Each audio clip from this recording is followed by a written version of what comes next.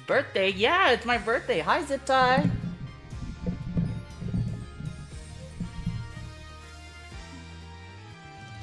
It's my actual birthday.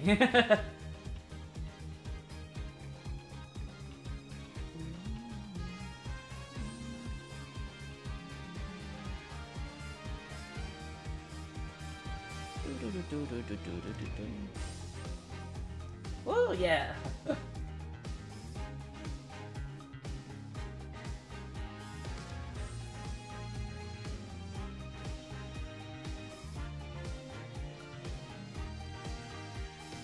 Happy birthday! Thank you so much, Zip Tie. I appreciate the happy birthdays. I hope your weekend's been going well. I hope that you're having a good day.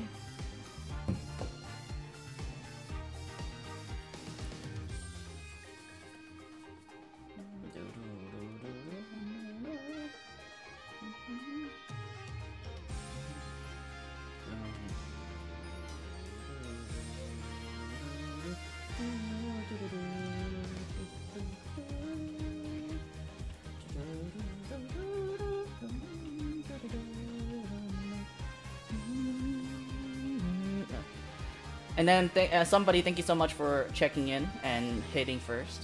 Doing all day to prepare for school stuff. Oh, let's go!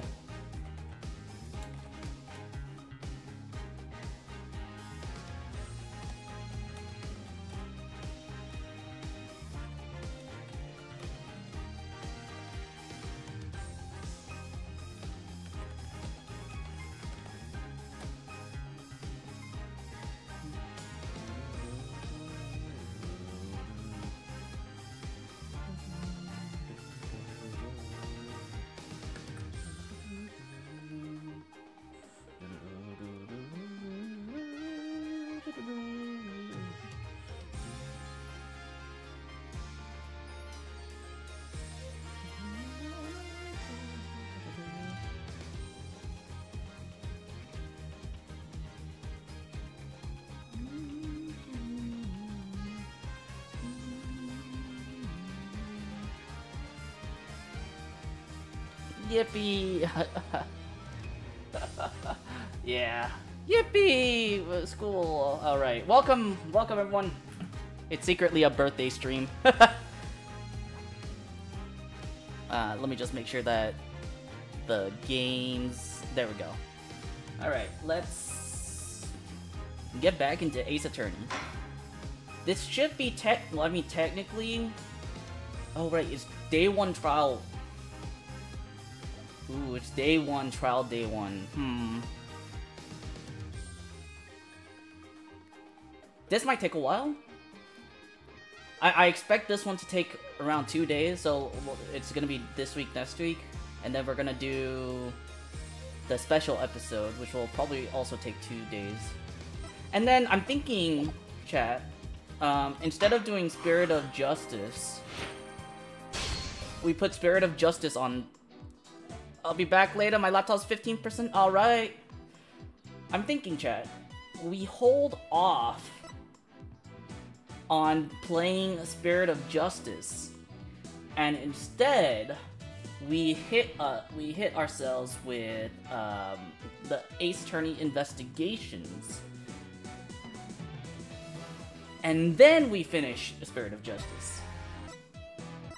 Yeah, that sounds like a good idea. Right? Anyway, let's get on to it.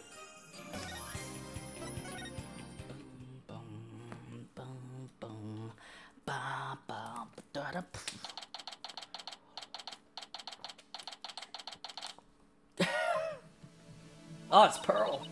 A little research. Looked into the special psych locks you mentioned. A red psych lock protects a secret a person is consciously trying to hide. Person will hold under questioning, the lock breaks and the truth comes out. Detective Fulbright and Director Cosmos.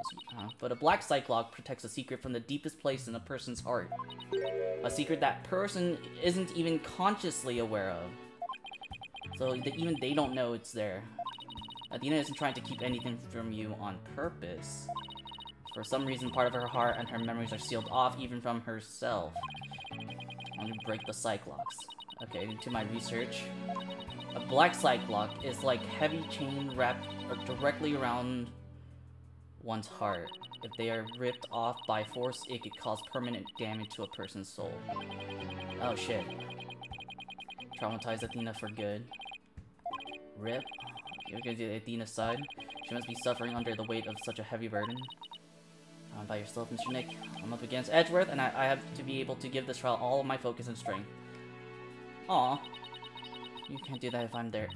I'll just hold you back. No, that's not what we mean, Pearl. We mean that Athena needs your help more than I do. I can relax and concentrate if I knew you were with Athena. Exactly! You're the only one who can do it, Pearls. Yeah, exactly! Alright. Good luck, Mr. Nick. Thank you, Pearls. I knew. She's the most... I guess the second person that I like is Pearl. Because she's so... She's not... Like, we love Trucy because she's not naive. She's, she jokes when there's times for jokes, but then, like, when it becomes serious, she gets focused. And Pearl's similar. I mean, even when she was 8, she was still a child, so, like, we could give her that out. And even now, she's, like, she's worried for everyone else. I like that, I like the altruism. Tidy up evidence. And take out what I don't need, exactly. And the nightmare that started 7 years ago. Excuse me. Defense, prosecution, and judge. There are even people in the gallery. The roof has been completely blown off, the walls have collapsed. Today, this ruin is my battleground. Oh! I like how people decide to still be here. The facsimile thereof is now in session for the trial of Athena Sykes. Not a facsimile, old man. This is a proper official trial. Take this more seriously or you'll start hearing the bones of the hostages snap. Please try not to upset Ms. Blackquill. I'm begging you. Court is now in session for the very serious and very proper trial of Athena Sykes.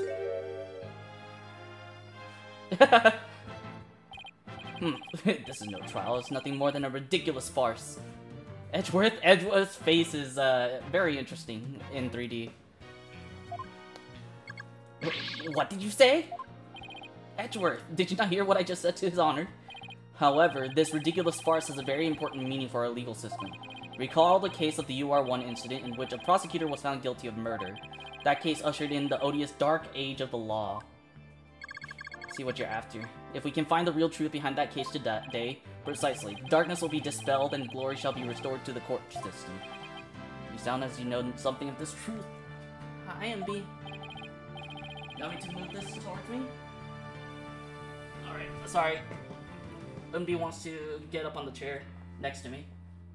MB, come here.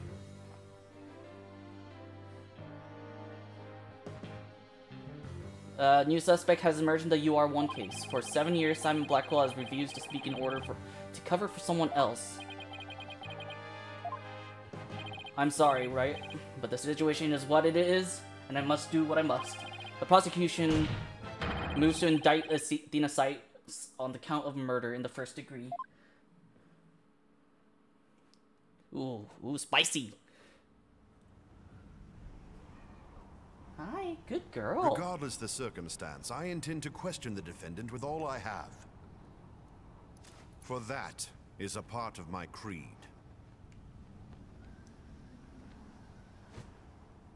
Then you'd better bring it. He has If the two of you are ready.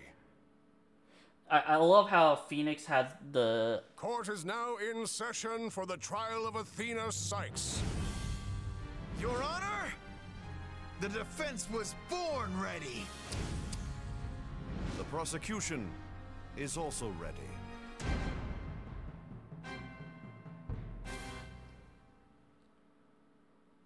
I love how Phoenix Wright has the typical anime protagonist voice. It's like we're picking up right where we left off. What do you mean we picked up right where we left off? The last time we left off was Edgeworth taking over our case. right? Yeah, it was the last trial. We fell off the bridge. Edgeworth takes over our case, and then we come back. Oh, yeah, exactly. That's where we last see Edgeworth. What do you mean picking up right where we left off? What do you mean immense tension? The last time we met, we were buddy-buddy. It's my duty to clear Prosecutor Blackquill of false accusations and end this insanity. But I have no intention of losing Miss Sykes either. She's a very promising young lawyer. I know without a doubt that Athena is innocent. And I have no doubt Simon Blackquill, but I don't think Prosecutor Blackquill did it either. Exactly. I don't think both of them were wrong. Have any clue who was responsible for the sabotage?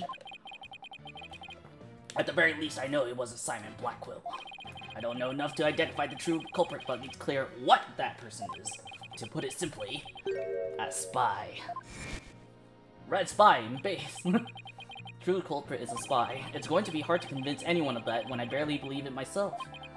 But I don't have a choice if I want to save Athena and Blackquill and expose the spy. Now then, Chief Prosecutor Edgeworth. No need for the Chief Prosecutor bit, Your Honor. I am here as a simple prosecutor. Very well. Your opening statement, please, Prosecutor Edgeworth. Although I've been known of late to give an impressive opening statement myself. In all the trials I have ever seen, only the prosecution gives an opening statement. Oh, of course, you're right. I was just joking. Just having a little fun. So he wasn't doing them just out of fear. Interesting. Let's start with a brief overview of the UR1 incident. Yes, let us. The incident occurred at the Cosmos Space Center 7 years ago on October 7th. The victim, psychologist Metis Sykes, was killed in the robotics lab on the 4th floor. Simon Blackquill, a young prosecutor at the time, was found guilty of the crime. There were two deciding factors that led to his guilty verdict. One, Blackquill was the only person in the corridor at the lab time of the murder. And two, this photo which captured the moment of the crime.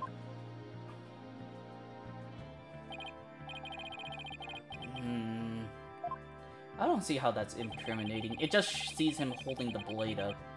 The only conclusion is that Prosecutor Blackquill did indeed hold it. It's probably kidding me? I'm not accepting any conclusion of the kind. This opening statement is over. Now hurry up and call the witness. Excuse me, Miss Blackquill, but we must follow proper procedure for these things, you know? Or perhaps we should heed her wishes, Your Honor. She is a trial sponsor, after all. Besides, the courtroom is chilly, and sitting for too long can't be good for your back. Oh, you are very kind to show such concern for the welfare of the elderly. The prosecution calls for its witness. A witness who decided to bring forth new testimony after 7 long years. Who? Who? Huh? Ponko? The only people I can think of is either Yuri Cosmos, Aura Blackquill, Simon Blackquill, Athena, and Ponko. That's it. Huh? Bobby Fulbright's the name, and Justice We Trust. What are you doing here? I'm just here to speak for the hostage taker, Miss Aura Blackquill. She says she's too busy with finding and threatening the hostages and all. That is not for constantly chiming in through Klonko. Yeah, exactly. I'm nothing more than an observer in this. Do your best. I'm watching you. Believing her brother innocent, Miss Blackquill has been conducting her own investigation, and though her current actions are hardly lawful, I think we can at least hear her theory. I have here Miss Blackquill's notes on the investigation she conducted, and I'll be giving testimony based on these notes. Here I go! Okay. Aura Blackquill's theory. Simon isn't the murderer, he was trying to cover for someone. Someone else was at the scene of the crime. They say Simon committed the murder. I mean, if he really was out to steal that moon rock, then why the rolling case? Because he was using it to hide someone inside. That's why.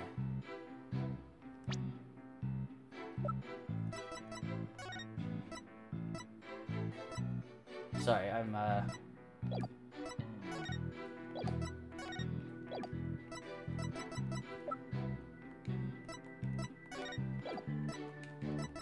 Where do we have the idea of the rolling case? And the only person small enough to fit inside that case was Athena Sykes. Okay. There were other rolling cases like that one in the lab, but they're not for traveling. They're apparently for moving parts and equipment. Yeah, I remember seeing that one. At the last trial, they thought Prosecutor Blackwell tried to steal the rock. Wait, yeah, it was 3 here, and I believe... Yeah, the big one was taken. Okay. And they had a perfectly good reason to think that, too. You see, there's a security camera in the corridor that leads to the robotics lab. And that camera captured footage of Blackwell leaving the scene with the case. It's very convincing, that's for sure. Radio updated, okay.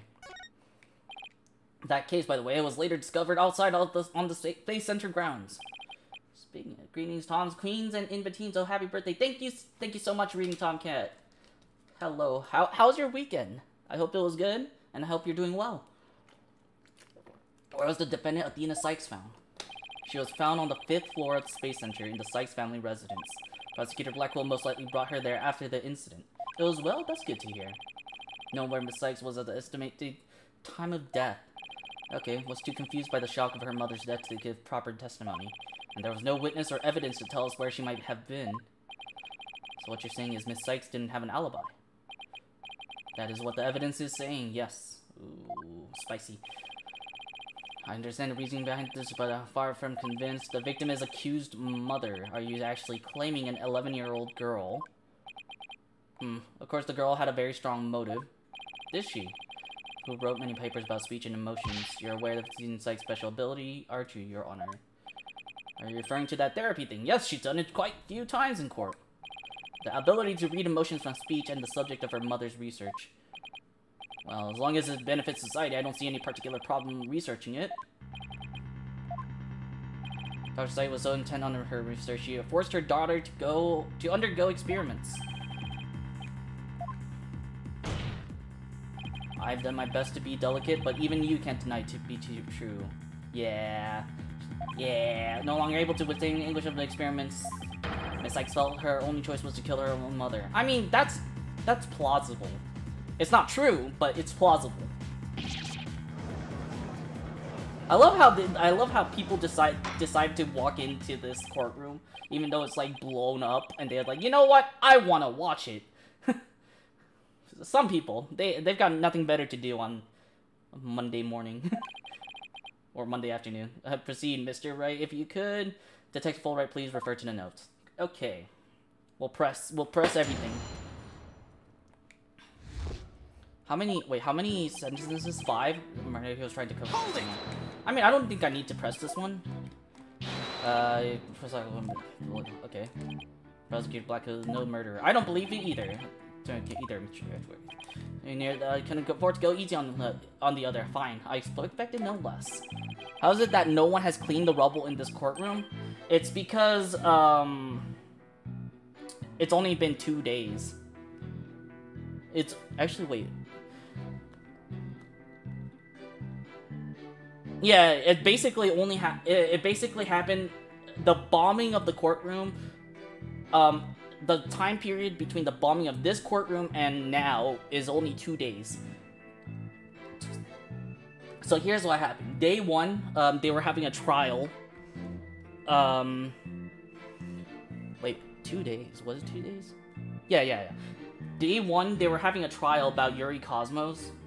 But then they got interrupted halfway and then blew up.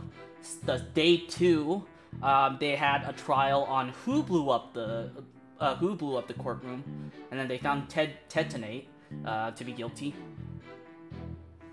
But he actually didn't. He's actually not the one who blew up the courtroom. He actually is the one who blew up, who killed, what's her name? Her, Candace Arm.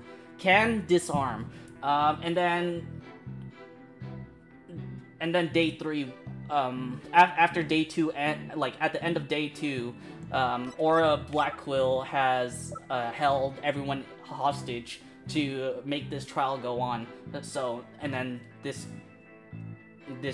happens. Wait, technically it's wait, no. Oh, this takes place. Oh wait, this takes place like right after day 2's trial. technically. I guess in the timeline. Okay, no. So it's only been 1 day since it's only been 1 day since the courtroom was bombed. It's not. I mean, I don't think it's ocean. I don't think it's an ocean nightmare. Hey, Rad dude. So what happened is a bomb was brought as evidence in a case. But it was supposed to be disarmed, but somehow it was rearmed and it blew up. And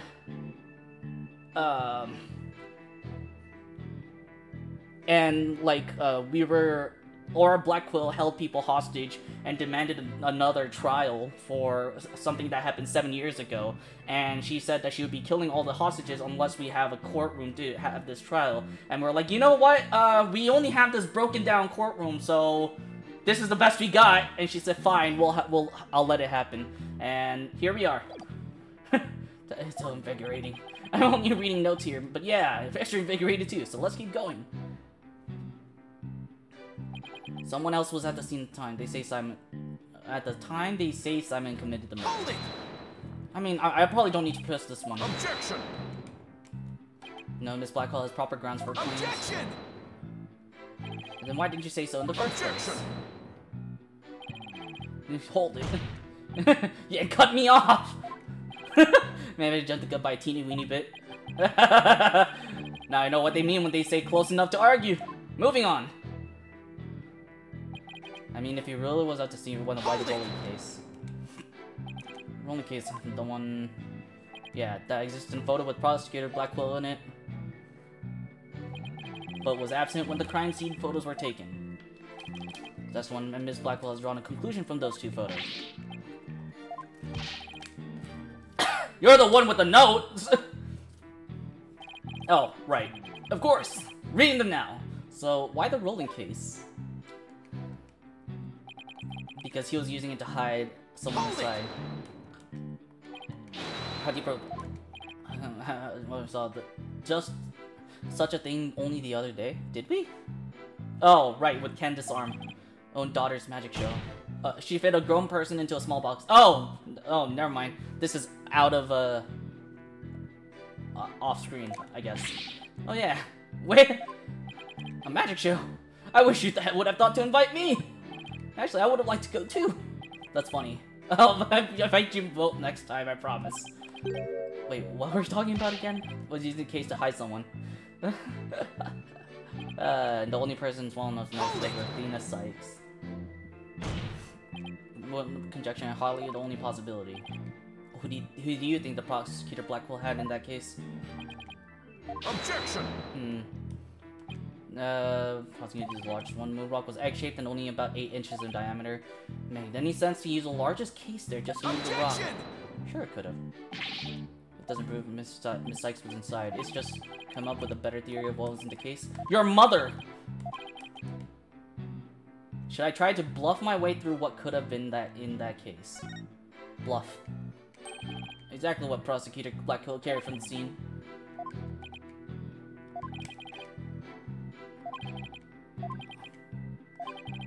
Something. If he took someone, then it should be in one of these photos. Yeah. Ah! Thank you so much for the 100 bits. I'll put that in the birthday fund. Thank you, Plastic. I appreciate you. You know what he took? He took Ponko. Take that! Now there's a robot part on the top of the cart in this photo. However, in this photo taken after the crime, the robot part is gone. In other words, this part is something that was taken from the scene of the crime. Merry Womb Eviction Day. Wait, so it's your birthday today? Yeah, it's my birthday today. According to my mom, I was like accidentally yeeted. Yeah, I was accidentally yeeted from the womb, and the doctor, who was observing her, had to like baseball slide to catch me and prevent me from hitting the floor. That's the story though. I don't see it in the second picture, but it's just a piece of junk. How important could it be? Is it really just an insignificant robot part? Speaking of which, what are you looking at? I'm gonna start charging for each glance per eyeball. Stingy, stingy. What happened to the age-free previews? Ahem, Your Honor. About this robot part, doesn't look like it could be an arm from that robot there. Well, now that you mention it, it does, doesn't it? But the case is still too big to be practical for just the Moonrock and the robot arm. What if it was the whole robot? Was it really just the one arm that was in there? If it wasn't Athena in the case, then maybe. I believe there was another robot at the scene that looks just like the one here. Your Honor, it is a defense's assertion that it was this other robot that was in the case. Baby Sin being caught in the umpire yelling, "You're out!" Oh my god! That's... That's so funny because it's like... It's a nice pun in like 2 different ways. Like, you know, like if a baseball if a catcher caught it and the umpire saying you're out, but then I'm also ejected from the womb at the same time. You're out, saying that I'm out of there. Okay, that was a very clever one, Tomcat. What? Yeah, there was a robot that was inside the case. Objection! We can't be certain what part belonged to a robot. Yes, it looks like the arm of the one before us, but it could be something else entirely. No, I have proof. Besides, wrapped entirely in bandaging, making it difficult to verify what it is. Objection! Actually, I have proof. I know for a fact that it's the robot arm. I can even tell which robot it belonged to, just by looking at it. With this information, we can investigate whether it was there at the time or not. But Mr. Wright, I thought you were more of the technologically illiterate type. When did you become such an expert? Bruh, I feel somehow abandoned. No, Judge, no! Not to worry, Your Honor, I still know next to nothing about machines. But I know this piece of evidence proves which robot the arm belonged to. It has to be this one, right? Yeah. Take that! The robot in this picture is named Ponko. But take a look at Ponko's arm. It was Miss Sykes who bandaged it up like that. She must have thought that machines heal in the same way that people do. What an adorable, naive mistake. Reminds me of my own grandchild. Keep in mind, this judge has grandchildren. Therefore, it's safe to say that he has a child. So if you're feeling lonely, if the judge can get it on, so can you. The robot arm at the crime scene had the same bandaging wrapped around it. In other words, this robot arm could belong to none other than Ponko!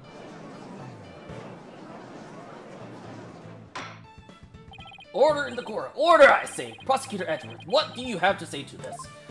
I can see that the robot is about the same size as a child, but it cannot grab its knees and curl itself up into a ball. What if it was dismembered? Even if it was the largest of the cases, the robot couldn't have possibly fit in there. The case does come to about mid-thigh on Prosecutor Blackwell. I see your point, the robot is much taller than that. They've got me there. What if... dismantling. Sin baby boy, hey Yan. Of course Ponko would fit. All Prosecutor Blackwell had to do was dismantle her. Once taken apart, the robot could have easily fit inside that rolling case. It appears the robot assembly device. I need a hug or something? Aww. You wanna talk about it in the DMs? Hold on, let me bring up Discord. If you want to, I'm here. Disassemble anything in a flash. Push the dismantle button. That sounds pretty neat. Can I push it, Mr. Nick? No. Please don't do that. Sounds rather violent, but Mr. Wright does have a point there. Objection! Except that there was a body on the table where robots are dismantled and assembled. There would have been no room to take the robot apart. Objection! Almost an hour match in League just to lose. I'm sorry, that happened. That unfortunately happens a lot. But what if it wasn't done on the table? What if the katana was used instead? Yeah, I've had that. I've had those games, babe.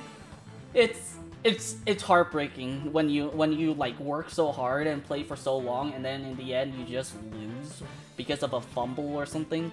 Ugh. You mean the sword? Yes, Your Honor. Miss Blackwell, I'd like your opinion as a woman of science. Isn't it true that the katana could have been used to take the robot apart? I I suppose so. Their joints aren't made of a very tough material. A blade could slice through them. Thank you for your expert opinion, Miss Blackwell. Thanks to you, we now know that the existence of the severed arm in this photo proves that Ponko was taken apart. In addition, since the rest of Ponko was not found at the scene, we can conclude that the true meaning of this photo is very different from the original interpretation.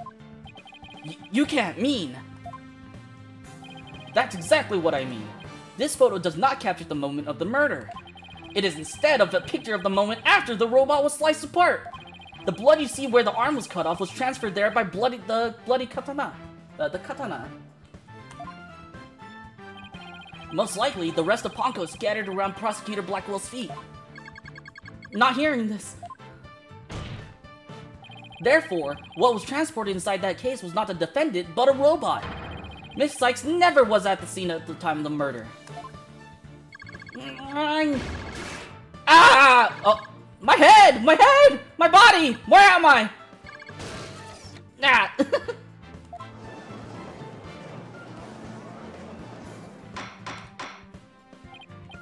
Order in the court. It's true that Ponko was found in pieces after the murder. And I'll admit that I repaired her myself afterwards. Alright. Yes, I'm finally making some progress. Hopefully I've gotten at least one step closer to proving both Athena and Prosecutor Blackwell innocent. Objection! Dude, his hand looks like it's on a ball joint. Like a ball joint, and they're just moving the hand. Because like if you move your wrist like that, your arm kind of turns as well. It just looks so uncanny. Well played, Mr. Wright. You made your point abundantly clear. I can see that it wasn't the defendant inside the rolling case, but the robot. Alright. What's going on here? It's never good when he plays things this straight. Does the prosecution withdraw his claim that the defendant was carried from the scene? No, Your Honor. My claim hasn't changed. Objection! But Ponko and Miss Sykes couldn't have both been inside the case. Objection! The notion that the case was used to carry Miss Sykes was Miss Blackwell's theory. I have been of a different opinion from the outset. Now, I finally have the opportunity to voice my theory. Does he have, like, it looks like he has black marks under his eye, like under his eyes on the corner, on the outside corner, thanks to the defense. Edgeworth, he's been one step ahead of me this whole time. In that case, how do you propose the defendant left the crime scene? Simple, the footage only shows the Prosecutor Blackwell from behind. What's more, he's holding his arm in front of his body as if he were holding something, or someone. That's hardly evidence. I have proof. The surcoat Prosecutor Blackwell was wearing. The victim's blood was found on the front of it, and the stain had highly distinctive shape. A bloodstain with a distinctive shape. Please continue, Prosecutor Edgeworth. 7 years ago, the defendant was known to constantly wear a certain item, of which there is only one in the world, a special pair of headphones made just for her. She always wore these big, heavy-looking headphones. She said her mother made them for her as part of her research. Analysis showed the bloodstain to be in the exact same shape as these headphones. In other words, this was no mere blood splatter. The blood went from the victim's body to the headphones and then was imprinted onto Prosecutor Blackwell's coat like a stamp. Yikes. Blackwell carried Miss Sykes, who had been hit by splatter, away from the crime scene. This proves that Athena Sykes was without question present at the crime scene, and that concludes the prosecution's argument. Yeah, oh, I see.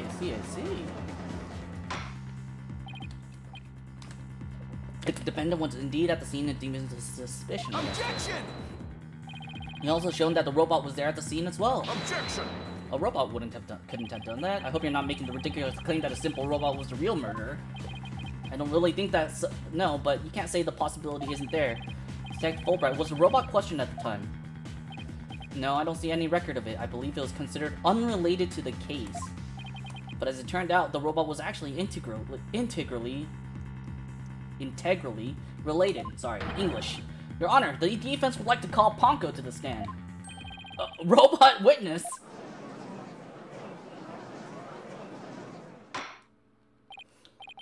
What do you think about this? Mr. Wright has called all manner of witnesses to the stand over the years. I don't know, but they've all been human. Nothing crazy. I mean, the craziest one we've ever had was,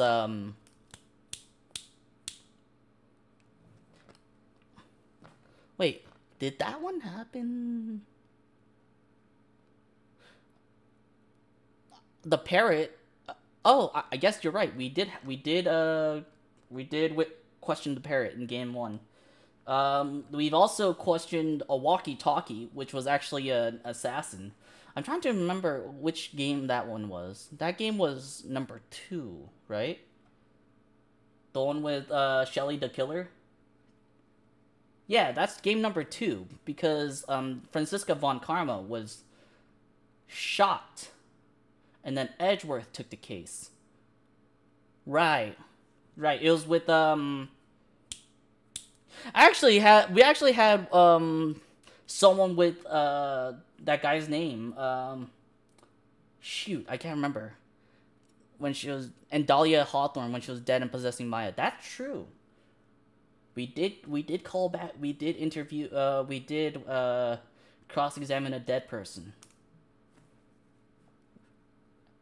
I guess Edgeworth's right. Mr. Wright has called all manner of witnesses to the stand over the years. So why not a robot? Nothing surprises me anymore with him. Edgeworth, I'll allow this witness. Bailiff, please summon the robot named Ponko. I'm trying to think if there was any crazy person, if there was anyone crazy in game number 4. No,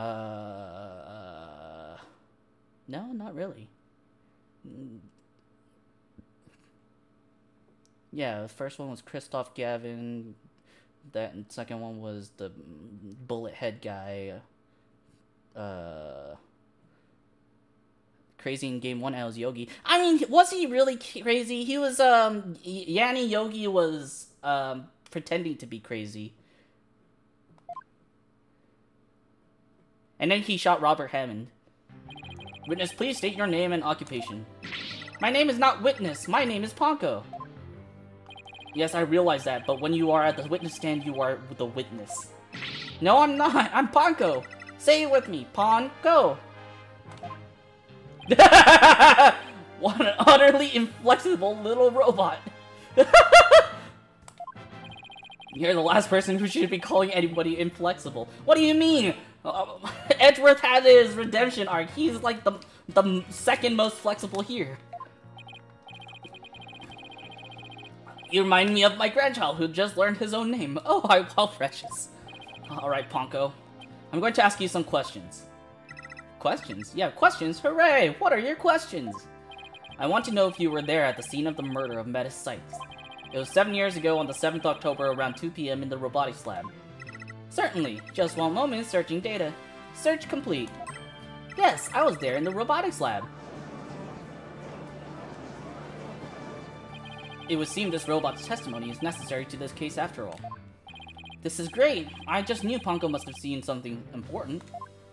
A murder committed right before this poor little girl's eyes. It's inexcusable. Good job, Ponko has another grandchild. So, little Ponko, do you think you can give us your testimony today? Yeah, Judge. Everyone loves. I think I like the judge. He's kind of dumb, but you know he means well. I went to the robotics lab around about 2 PM for my regular recharge. Just as I was about to charge up, Athena came in and hugged Mommy Metis. And then Mommy Metis fell down. After that, I was recharging, so I don't know anything. After I charged up, I was cleaning the room, and Mr. Simon came in. And then an error occurred. There's no data after that point. Like the defendant was without question at the scene. Uh-oh. However, it doesn't appear that the witness saw the actual moment of the murder. I disagree. This testimony shows that the defendant did indeed commit the crime. What? Metis and Athena? Teehee Capcom? Wait. Is Metis a deity?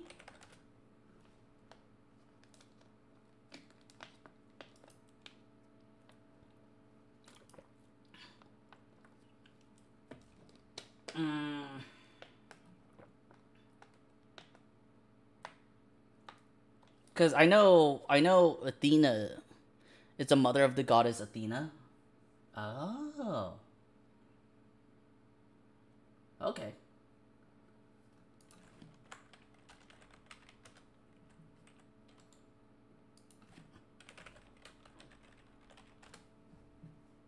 Goddess of wisdom. She is one of the Titans and the daughter of Oceanus and Tethys. She was the mother of Athena. Ah, okay. I totally forgot. I just remember Athena being Zeus's brainchild, literally. What? At the end of, or at least that's what I recall. What is my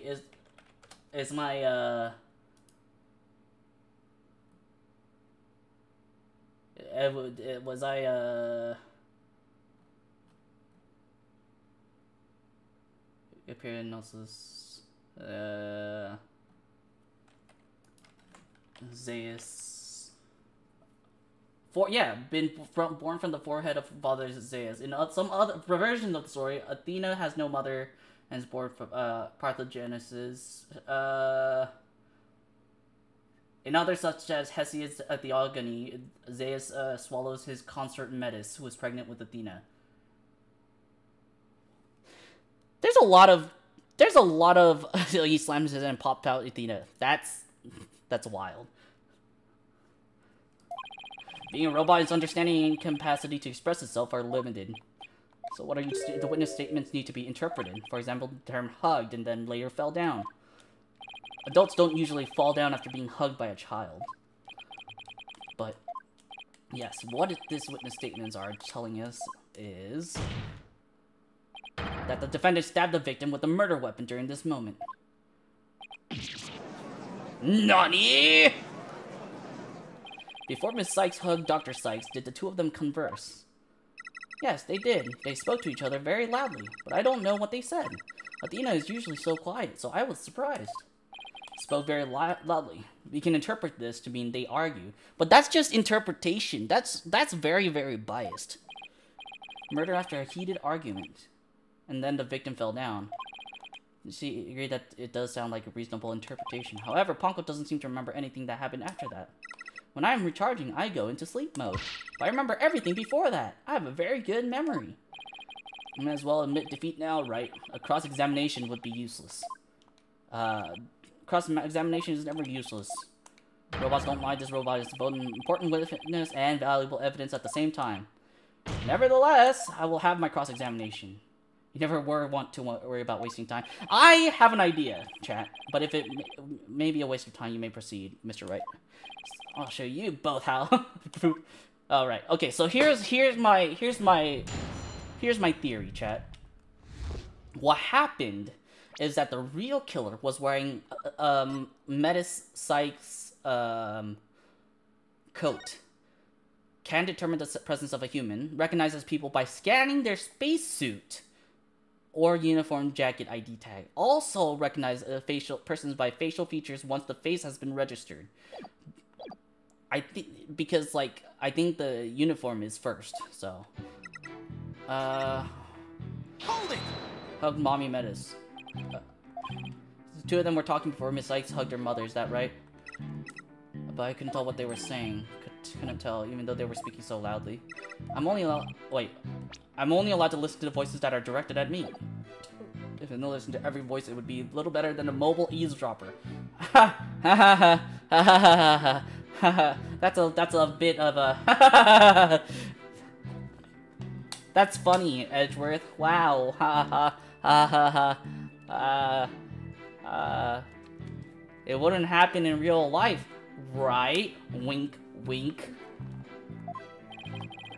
So some Ponko's testimony is so vague. Shame that our little friend wasn't listening in on, however. To learn what they were talking about just before Dr. Sykes was killed. Now, alright, I want to see if Ponko knew how it knew it was Ponko knew it was Dr. Metis. Could know how a victim appeared and acted at this moment. Was very surprised when she was hugged. I heard her heart pound. Her heart?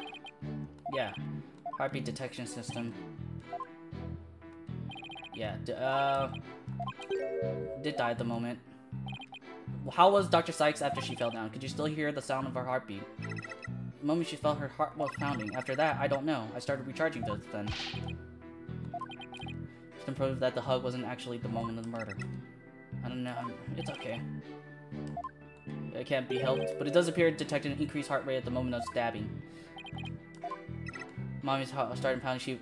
In surprise, she fell by the window? It was a round window on the workbench side of the room.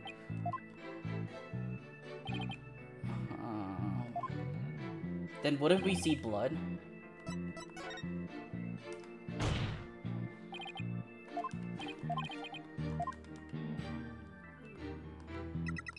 Okay, fell down near the round window on the workbench side of the room.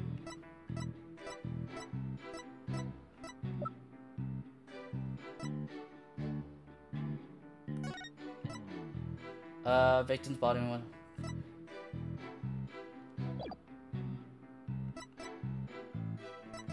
Oh, around the round window on the workbench side.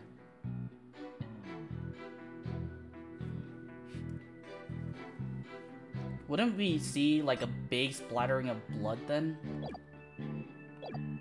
Hold it! Two round window. Which one did you mean? The one on the right near the hanging scroll. That hanging scroll was Mommy Metis' prized possession. A hanging scroll in Japanese theater mask hanging on the workbench side wall. There's a... I feel like I'm supposed to present on this, but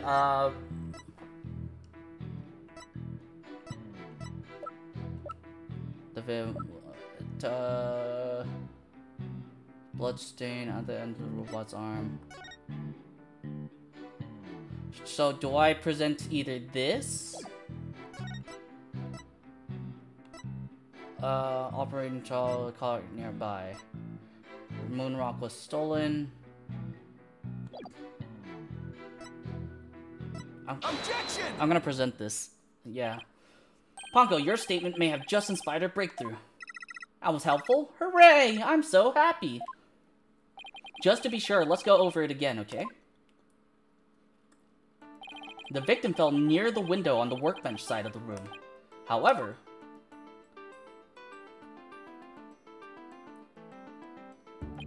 her body was discovered on the operating table. That's not... I mean, anyone could carry her there. But the operating table and the workbench are two different locations. Exactly, Your Honor. We've just learned a new crucial fact. What could explain the two very different locations of the body? I'll tell you what.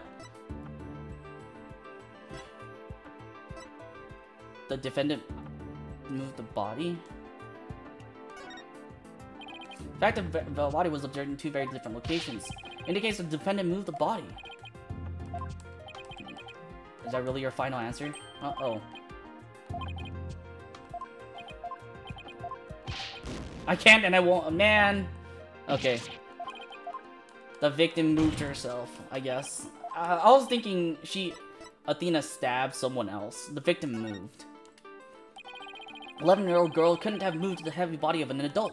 So the only explanation is that the victim walked to the operating table herself. In other words, what Ponko observed near the workbench couldn't possibly have been the moment of murder. I mean, that's true, but that's not why I'm thinking it's true. Glad to know that murder wasn't committed in front of little Ponko here. Bruh. Yes, as we just heard in the testimony, Miss Sykes hugged her mother. Nothing more. Yeah, see, look, he just like moved a joint on, like, there's like a ball joint on his wrist and he just moved. It's been 8 years, but you're still as green as ever. What? Blue, my favorite color. What can I say? If the defendant could have moved the body herself, she could have moved it had it moved it for her. Dr. Sykes were the only ones there. Since the robot is just equipped with a heartbeat detection system, and been aware of another person's presence if someone else had been there. We can therefore conclude that the defendant and the victim were the only ones present. Don't you know it's the nature of a robot to help people do things? Miss Panko, allow me to ask you a question. My name is Ponko! Say it with me, Ponko! I believe you said you were cleaning after Dr. Sykes fell down. Did you happen to move something large onto the operating table? Yes, I did. Athena asked me to. Athena asked you to? I don't know. Unless something has an ID tag, I can't tell what it is. Huh. Yes, a tag with a barcode on it. We robots scanned them to tell us what a thing is. I mean, yeah, that's what I was thinking. Recognize people by scanning their spacesuit or uniform jacket ID tag. It would appear that Miss Panko here can't have read one. My name is Panko! But we humans have the power to imagine what it was, do we not? We do? Well, I do, at the very least. Miss Panko, on the defendant's command, move the body onto the operating table. Is she still gonna say Panko? Okay. Did you really move Dr. Sykes' body? This is really important. Isn't there any way you can tell? I don't know. Without an ID tag, I can't tell. Give it up, right? If the victim's heart was stopped, the robot's detection system would be useless. Furthermore, Dr. Sykes usually wore her white coat while she was working. She kept the jacket with her ID tag on it draped over a chair in the robotics lab, and only wore it for special occasions. The victim wasn't wearing her ID tag at the time. Then... Objection! Panko is equipped with a facial recognition system. If she really did move the victim, she would have recognized the body as Dr. Sykes. But she didn't, so that means... Objection! A face can easily be covered with a piece of cloth, a mask, or anything else for that matter. With their facial features hidden, the robot wouldn't be able to tell it was Dr. Sykes. Mr. Sykes strapped her mother near the workbench, then using a robot, she moved the body to the table where she was removed the sword and was stained in blood.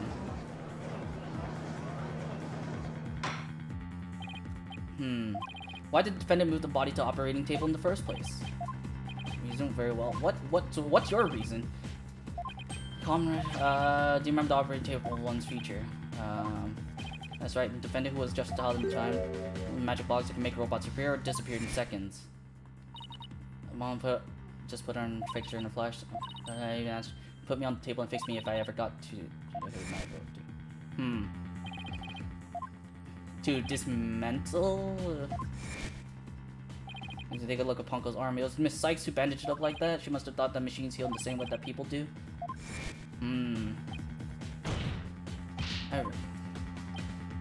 Cruel mistake. She thought if a robot could be dismantled and vanished without a trace. With all due respect, I can do with printed. Reason the defendant moved the victim's body to the operating table.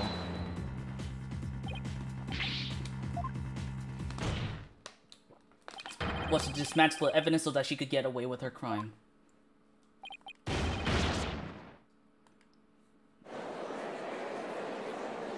I think it's the opposite way. I think she was trying to heal her mom.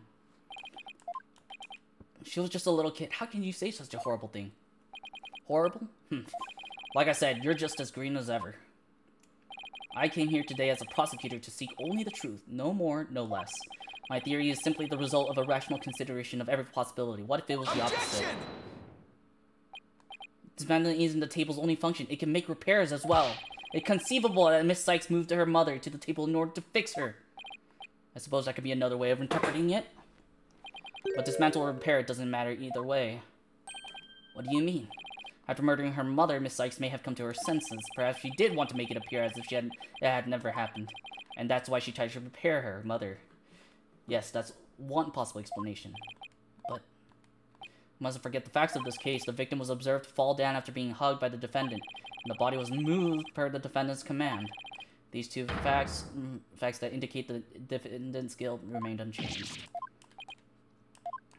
I've learned the truth in all ways, Freddy. Now accept the truth, Mr. Wright. Your subordinate murdered her own mother. Your Honor, the prosecution demands a verdict. The hostages have suffered enough. No need to further prolong this trial.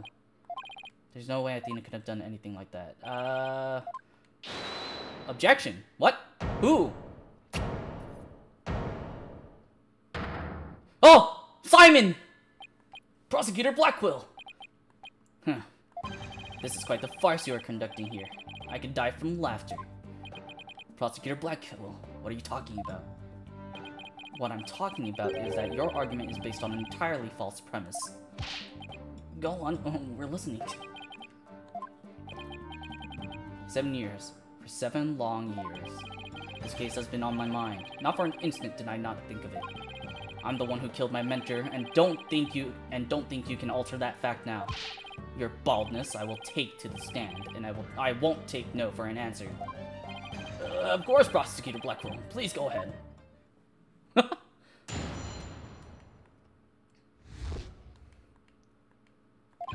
I went to the Cosmos Space Center with the intention of killing Dr. Sykes, but when I got to the robotics lab, I found Athena there instead. But I'd be swayed from my purpose, so I waited for Dr. Sykes to return. And then I committed the act. Ah, how cathartic it was. I don't think he did it. Punko was here with a victim following in other words. I don't need any of your other words, old man. I can guess what happened. She fell means she fell. Merely that. A mother and child fooling around. Perhaps she tripped. Not that it matters. When I entered the lab, there was no trace of Dr. Sykes to be seen. There was no dead body either. Of course, meaning she must have left the room. After the time here, Ponko described in her testimony, you should hardly take stock in the words of a wind-up toy. Objection!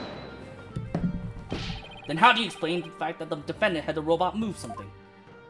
Athena was always tinkering with robots on the operating table to amuse herself, and she always had Ponko move the heavy ones for her. That day was no different. Ponko moved a very heavy robot for Athena. This is why I like Simon. He's trying to cover for Athena still. Objection!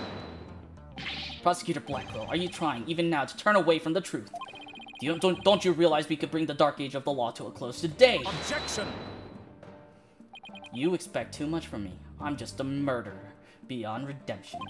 Why don't you just let me go so I can settle down into hell? Prosecutor Blackwell's execution is tomorrow. If the truth doesn't come out now, it's all over. Are you saying that the little girl and the robot had nothing to do with the murder? That's right, so let's hear your verdict. If we don't hurry, I might miss the ferry across the Styx. Hold it! Don't you dare, Judge! Don't forget I have hostages over here. And Simon, how long are you going to cover for her? Miss Blackwell. Forgive me, Aura. I never wanted you to do anything like this for me. But you agreed to this trial. If you have a counter-argument, then present your evidence. That's the rule of the courtroom. Isn't that right, Chief Prosecutor? Blackwell, you selfish bastard! Well, to be frank, I don't like this, but it's my duty to make a decision. Hold it! No one had counter-argument, I will announce my verdict. Hey, that was a witness testimony. I have the right to cross-examine. I want to do is, even now, I want to fly out of here and go save him. They can't prove Prosecutor Blackwell's innocence in trial. I don't think Athena will ever forgive me. I can't let this happen, but I don't have any evidence to counter Prosecutor Blackwell's testimony. I have the right to cross-examine, bitch!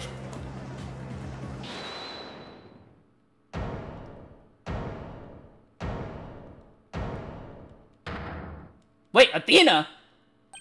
Athena, what are you... Are you feeling okay? I can hear it. I can hear the voice of his heart. He's hiding something. If he really is, I could sure use Athena's help here. Her power might be just the thing to get us through this. Sykes, Dono.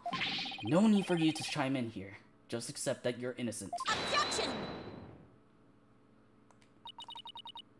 These past 7 years, they've been just as hard on me, you know. What are you talking about? Do you remember that horrible, horrible trial?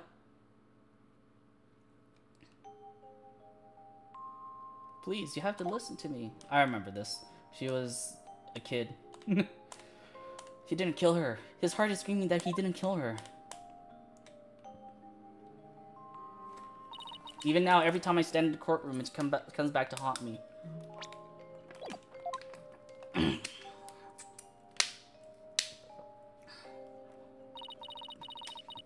Not being heard, no matter how hard you try. Feeling so helpless.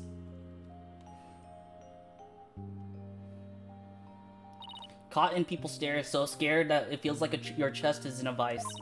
I'm terrified of courtrooms. I want to run out of that door even now. They're playing a very slow version of Athena's theme. You found a way to keep your fears at bay and become a lawyer. That lawyer is his whack wig. It's not a wig, it's like a I think that's... Wait, was that his... Is that his actual hair? Because that's not Winston Payne, that's Gaspin Payne. Winston Payne's brother. That's because, Or are you talking about, Aristotle Means? That's because one day I came to realize I had to fight. I couldn't give up. I exercised hard and I studied hard. I wanted to become the strongest lawyer I could be. Payne? Wait, is that his hair? Is that his actual hair? Hold on. Gaspin Payne.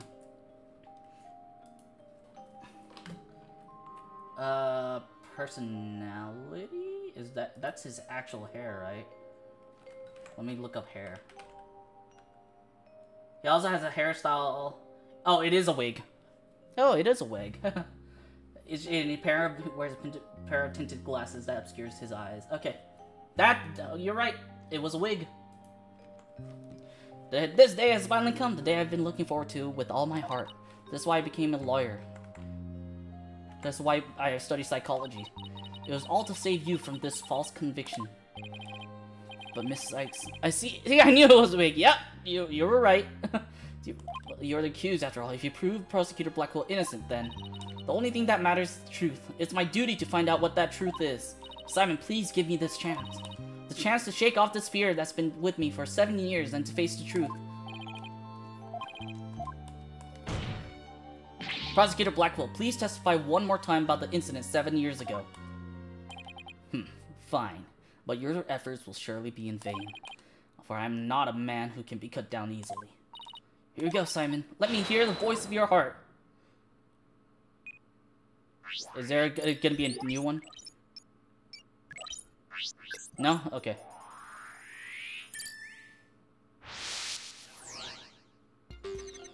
I went to the Cosmos Space Center with the intention of killing her, Dr. Sykes. But when I got to the robotics lab, I found Athena there instead. I would not be swayed from my purpose, so I waited for Dr. Sykes to return. And then I committed the act. How cathartic it was. Okay, why are you happy about it? Why are you happy about seeing Athena?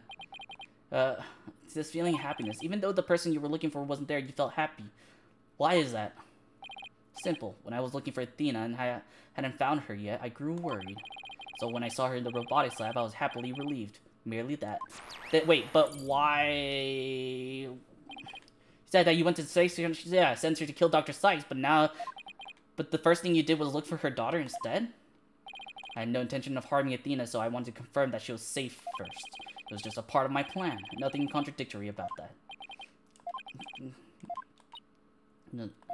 There's less noise, but I don't see any instabilities we can latch onto. Keep chipping away at him. Yeah. I like her password's a smiley face. Info update. When I found Athena and Rosalind, I was relieved. But I would not be swayed from my purpose, so I waited for Dr. Sykes to return. And when she did, I plunged the katana in. Got it! Why are you suddenly sad now? Even you can falsify your emotions, Prosecutor Blackwell. What?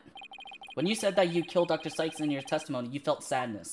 Why would someone who had lain in wait to kill her be sad at her death? Such an obvious attack. Yes, I felt sadness, but it wasn't for her. I felt sorrow for Athena and her circumstances.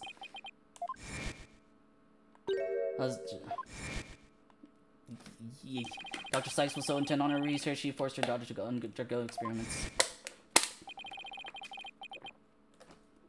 My objective was to save Athena from an obsessive scientist who treated her own daughter like a research subject.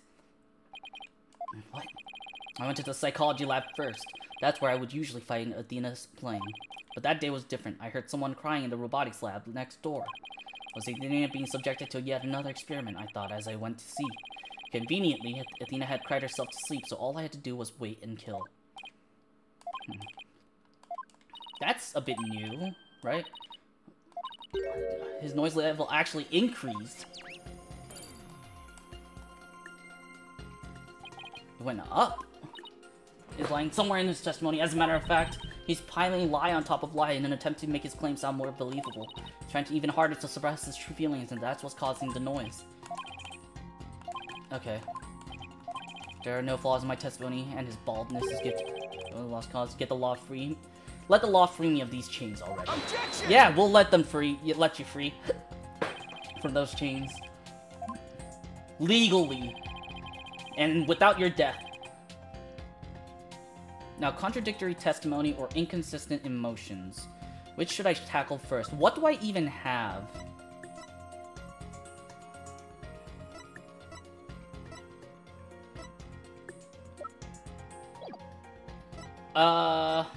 Let's go. What do I have?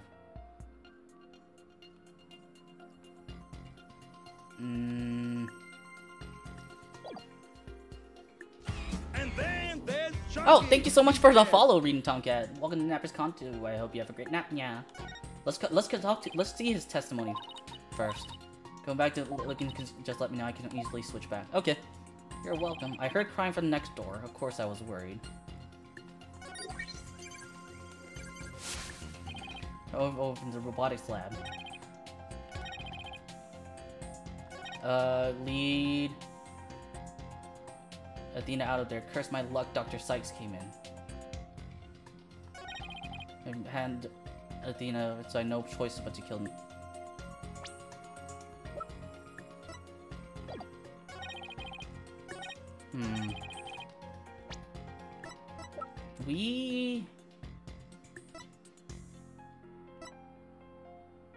I wish we could press. I'm gonna switch to.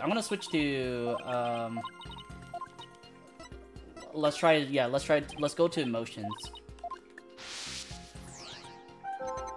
Surprise and sadness. Okay. Surprise. Got it. Yeah, his surprise level just went super high. How odd. Why would you register surprise at opening the door to the lab? Alright, fine, I'll explain if I must. What surprised me was Ponko. That toy figure attacked me. Dr. Sykes knew full well my plan to rescue Athena, but she couldn't stand guard over her daughter 24 hours a day. She ordered Ponko to forcibly remove me on sight, so I slashed Ponko up with the katana that was there in the lab. Okay, now we can hit him with his test. Now we'll tackle his testimony.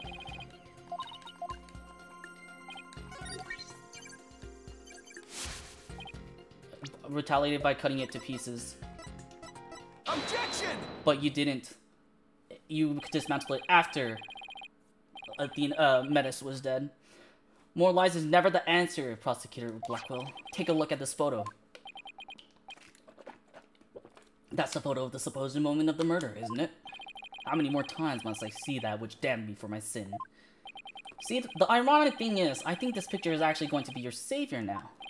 See the bloodstain at the end of Ponko's arm where it was severed with the katana. I hope you aren't claiming that it's a robot's blood, Mr. Wright. No. No, most likely the blood was transferred there from the bloody katana. The katana already had blood on it. We already established this, so then it must have been the victim's blood. That's right, but if that's the case, we've found a glaring inconsistency.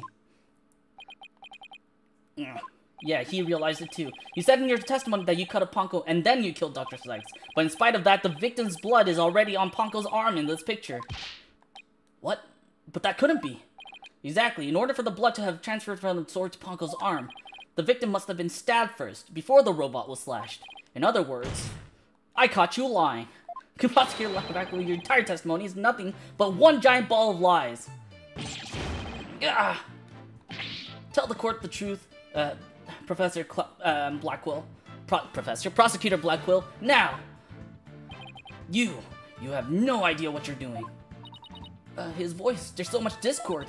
I'm hearing not just one or two, but a bunch of rampaging emotions here. It's hard to describe. It's like a violent whirlpool or something. Oh my god, his eye gleamed. Phoenix Wright, you will pay for this. Never have I been forced to reveal so much, but the rest I'll take to my grave.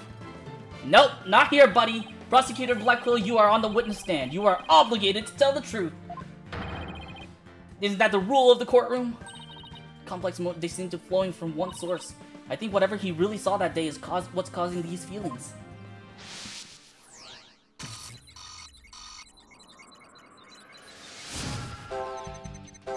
Following the sound of crying, I opened the lab, and then...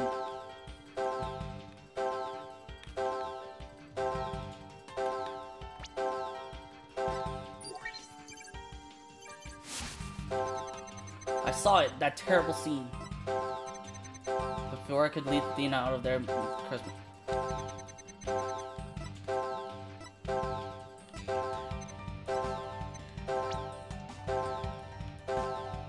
robotics lab.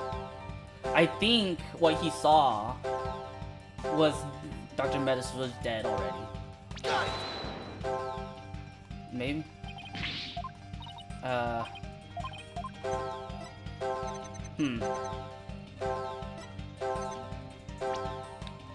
Honko?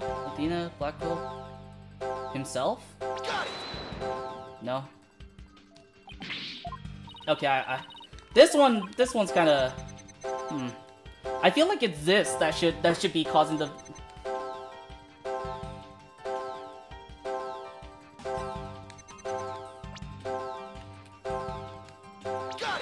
Oh, it was her! When you opened the door and saw Athena, you became overwhelmed by your emotions. Isn't that right, Prosecutor? You should know better.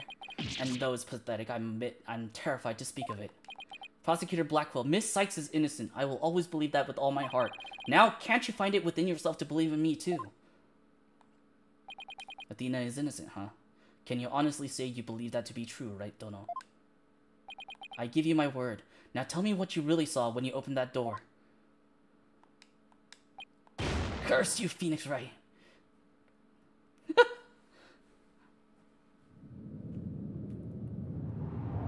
Yay, flashback. It was a tragedy. One I'll never forget. When I arrived at the lab, Dr. Sykes was already dead. She was lying on the operating table, with a bloody katana lay on the floor, and standing between the two, and covered in blood, was Athena. She smiled, with a far-off look in her eyes, as she sweetly said,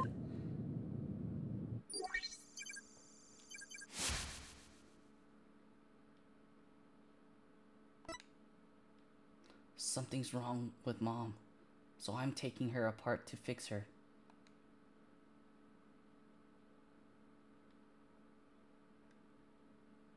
Bruh, that's so dark. That's what I saw, and now you have it. The truth that you so desperately wanted.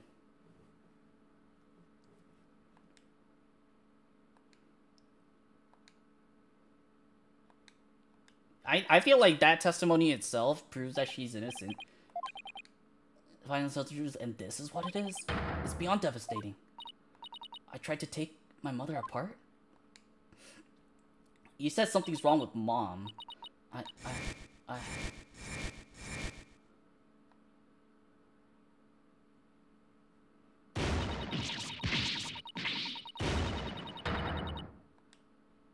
I'm not gonna scream that. No. So it was me. I'm the one who killed my mother. Murdered disassembly on an operating table. Titan fears my theory was correct. Objection! Nope. It's true that Athena didn't like her mother's research, but you dared cast aspersions on my mentor by claiming Athena was used in such a manner. Dr. Sykes could be awkward with people, but she loved her daughter with all her heart. She loved me? Your mother hated to see you suffer because you could hear the voices of people's hearts. She wanted to set you free of your pain, so she worked tirelessly on her research. Do you remember those headphones you hated so much?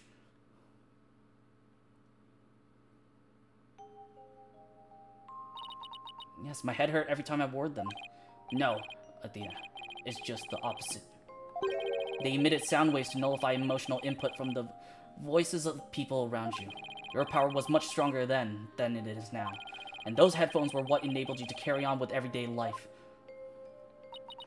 No, that can't be true. Then why? Why would I have done something like that to somebody who loved me so much? Her love for you was real. That I can guarantee.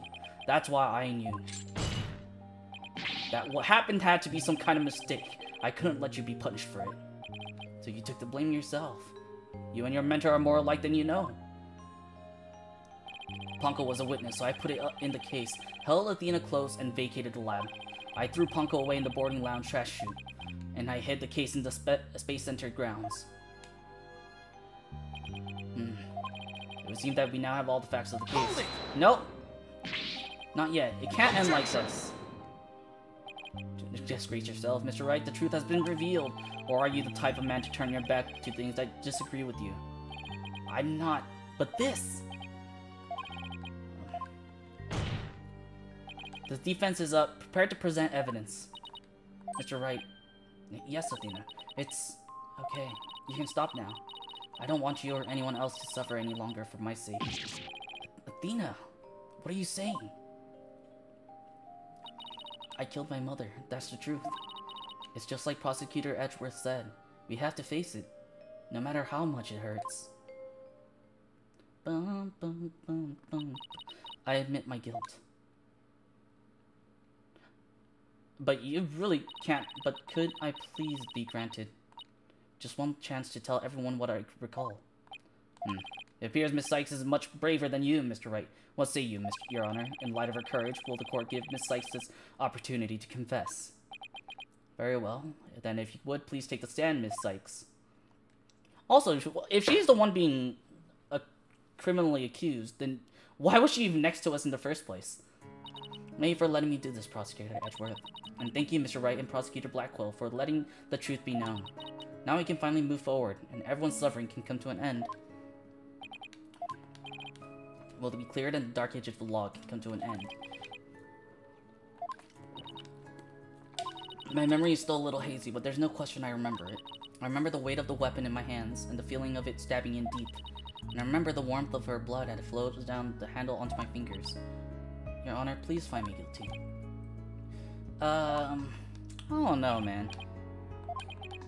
Does anyone have counter? Can we have a formal testimony? Objection! Yeah. I do, Your Honor. Any counter? Objection! Don't tell me you've forgotten one of the basic tenets of lawyering. Always believe in the client to the bitter end. Athena, you are not a murderer. Objection! Could you actually regress these 8 years? I won't stand for your childish emotionalism getting in the way of the truth.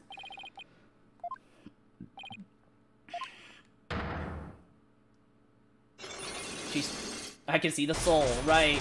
He still sees the Cyclops.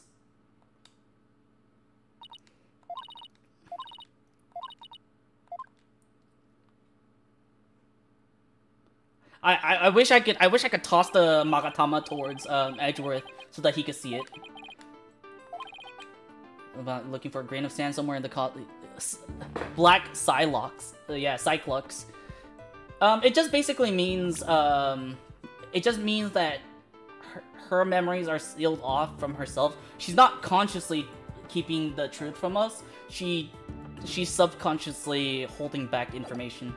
It's not a bad thing. The last time we saw it was on Christoph Gavin, but it just doesn't mean that it's bad. It's just that, like, we have to be delicate with it. Hopefully you're not bluffing. I remember the weight of the weapon in my hand, feeling it stabbing in deep. Warmth of her blood as it flowed down the handle onto my fingers.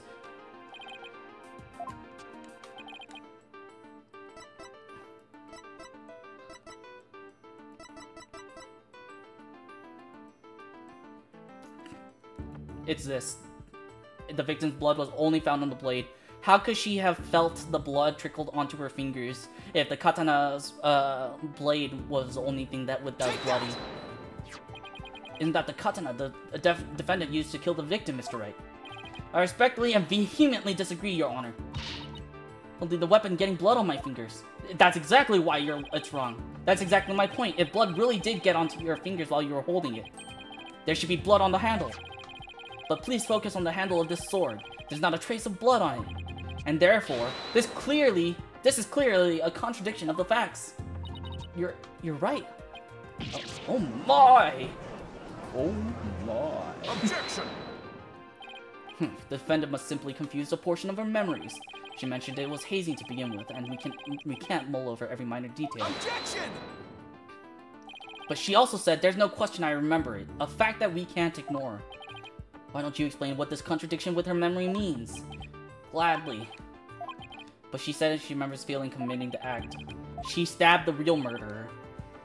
Defendant used a different weapon. Miss Sykes said blood flowed down the handle, but the katana's handle is spotless. So, doesn't it follow that the defendant must have used a weapon other than a katana? What are you up to this time?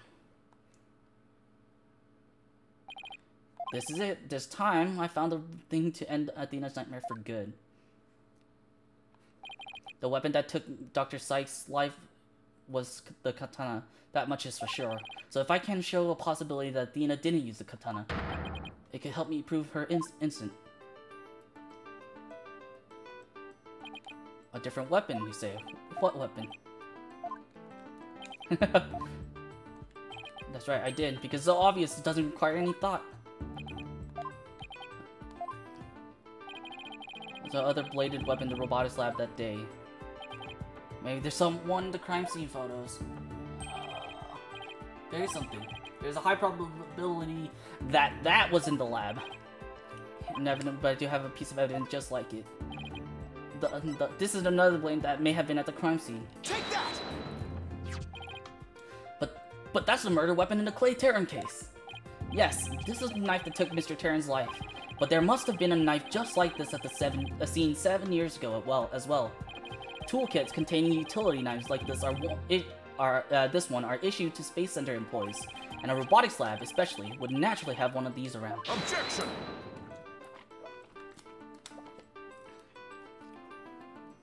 But besides the katana, no other bladed weapon was found at the site. Exactly. It was in the investigation report if you didn't know. Objection! Of course I knew that. What you just told me just now. Already knew there was a toolkit at the scene, but it didn't contain any blades. Here's a photo of its contents. Yeah. You're right, I don't see any kind of bladed tool. Therefore, no other blade in the room. This toolkit contained a knife. Don't tell me your eyes for art is failing you too, Mr. Edgeworth. You are the last person in the world who should be criticizing my aesthetic sense. He's simply watching out for your ocular health. Please proceed, Mr. Wright. Judge, we love you. Notice that the handles of each tools have a sort of design on them. I see that they do, but what significance does that have? It's clear that one of the tools is missing from this kit. If we arrange the rules in a specific pattern, we might be able to tell which part of the overall design is missing. Can I do it? Can I do it? Is that what your critical sense of aesthetics helped you come up with? Just let it go, man. Would we see if we were to... Can I show... Do I show this? Or... I don't see anything... Oh, or maybe this one. Pattern design would see if we're arranged the tools. This... I'll just present that because it has the Gyatso logo, Your Honor. It's on all the Space Center's documents and pamphlets. As you're aware, Gyatso is a program that operates the Cosmos Space Center.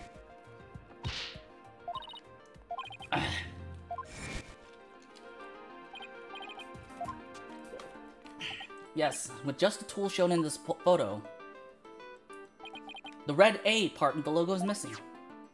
And this is where the murder weapon from Terran case comes to play.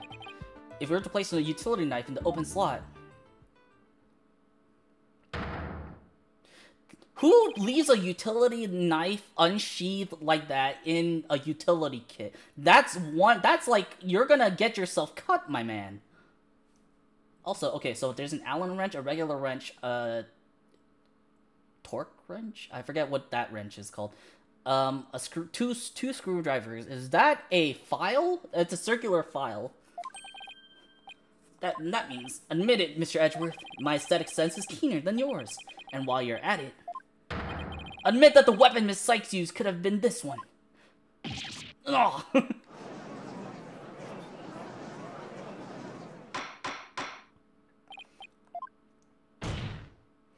Miss Sykes confessed to having a memory of stabbing the victim.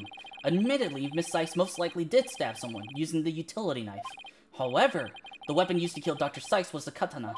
Therefore, the act of stabbing that Miss Sykes remembers couldn't be that of Dr. Sykes. Very well. Let's suppose for a minute that Miss Sykes did use the utility knife. Tell me, how does that change anything? Where's the second stab wound? Come again? What if the katana was the only being used as a decoy to conceal the true murder weapon? What if the real weapon that took the victim's life was a utility knife? Don't be ridiculous, or are you changing your entire argument? No. I mean, he could be right. We literally had that in this game alone.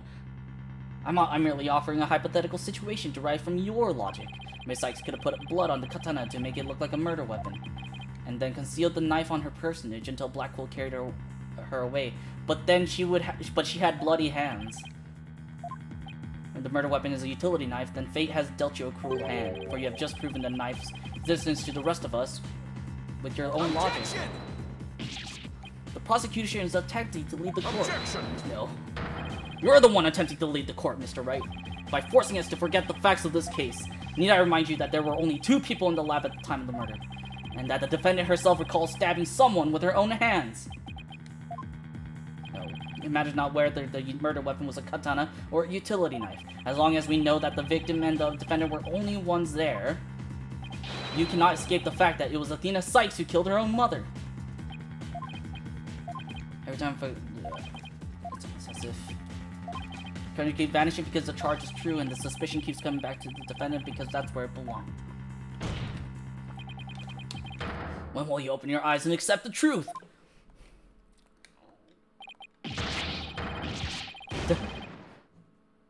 Dude, I like Ryunosuke Naruto's shock better. He gets to actually slam the wall behind him.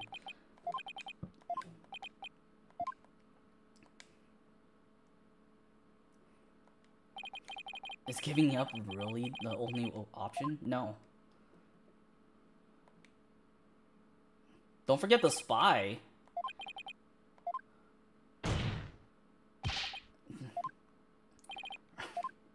Again, at least I was important.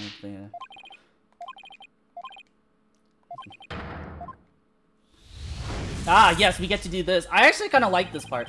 I concede the fact that Athena must have stabbed someone with a utility knife. This must have been what Ponko witnessed as Athena's hug. But Prosecutor Blackquill didn't see the knife at the scene. This means that someone must have removed it from the lab before he arrived. Who could have taken the utility knife from the lab? A third person was at the scene. If I trust in Athena, then I have to conclude that there was a third person at the scene. But according to Ponko's testimony, Athena and her mother were the only 2 there. So then how did this third person manage to escape Ponko's detection?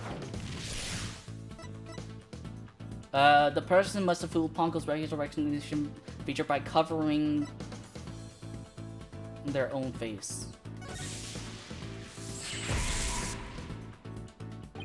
But wait a minute, Ponko has a heartbeat detection system too. Even if they covered their own face, Ponko would have still detected their presence, but she wouldn't have been able to tell who they were. Wait, that's it! The culprit could have covered their face and posed as which person to avoid detection.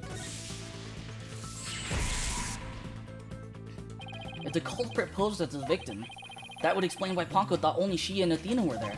All they had to do was take advantage of Ponko's basic recognition features. The culprit used this in order to pose as the victim.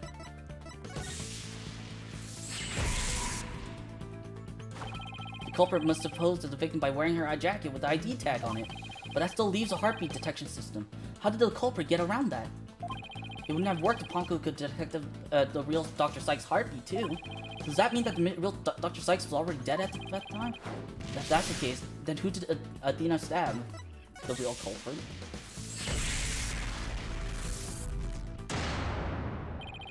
That's it. The person Athena stabbed wasn't Dr. Sykes. It was the person who murdered her, and then pretended to be her. The real culprit.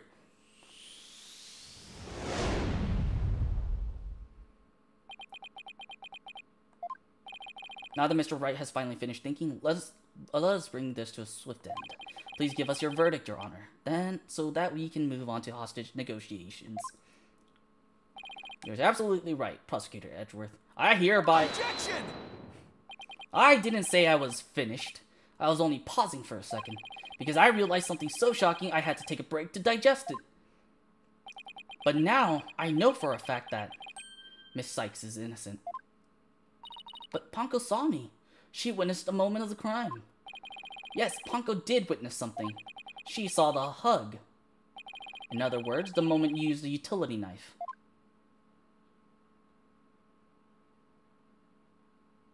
But the person you stabbed wasn't your mother.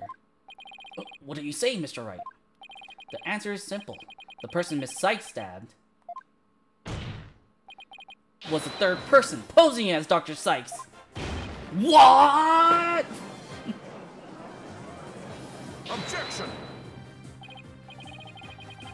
Do you really expect us to swallow that, Mr. Wright? According to robot statements, there was no third person there. Did you really think I wouldn't see through your ludicrous grab for time? Objection! After all we've been through, Mr. Edgeworth, I'm disappointed.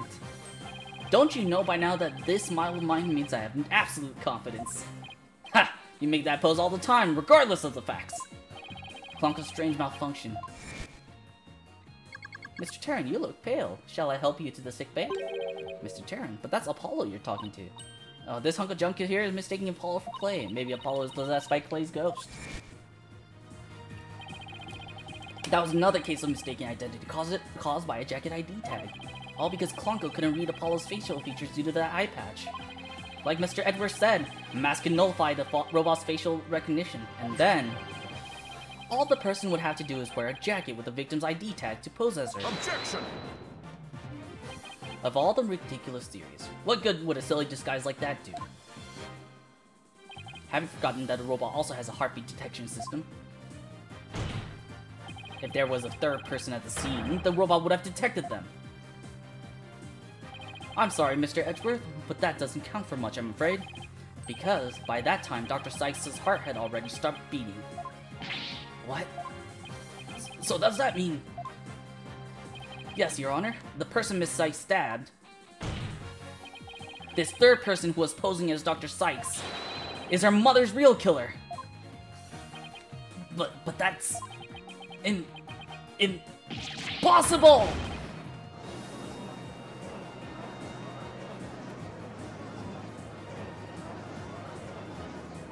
A mask. The person I stabbed was wearing a mask.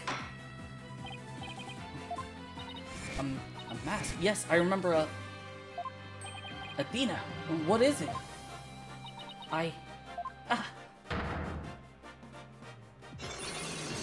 Yeah!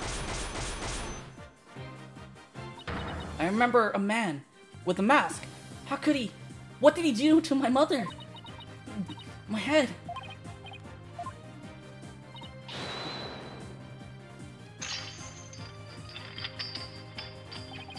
The black Cyclops. The breaking.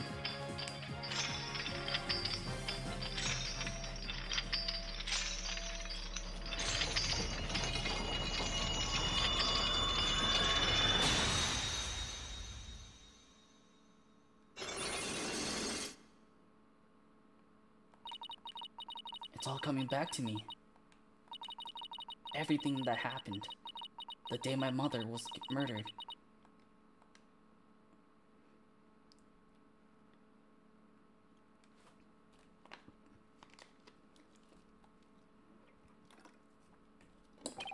They're gone. The black Cyclops are finally gone. You didn't really stab your mother, did you? It's alright, Athena. Just tell us what you saw that day. I was drawing a picture. When I was done, I went to show it to my mom. I opened the door, and then... It's alright, Athena. I'm here. You're safe, Athena. She was on the floor, by the workbench, with a katana sticking out of her. There was a handkerchief over her face, but I knew it was her by her clothes. And there was a man there. Hold it! Quiet, Your Honor. Shut up, Your Honor! Go on, Athena. He tried to attack me. In a panic, I grabbed the knife that was there, and he dodged at first, so I only got his clothes. But I tried again. And this time you got him, didn't you? I did. I remember it clearly now. The knife went into the back of his hand. Then he kicked me, and I passed out.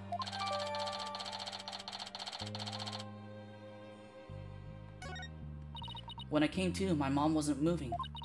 I had to do something. I had to fix her, I thought. So I asked Ponko to move her to the operating table. Something's wrong with Mom. So I'm taking her apart to fix her. So that's why she said that. Your Honor, as you can see, the defendant has just given us critical new testimony. A man was there before Miss Sykes arrived. A man who covered the victim's face and put on the victim's jacket. This man is the real culprit. Miss Sykes, do you have any idea who this man was? No, I'm afraid I don't. A few moments ago, Miss Sykes mentioned a mask. Athena, can you tell us anything else about that? Yes, the mask. It was my mom's Japanese theater mask.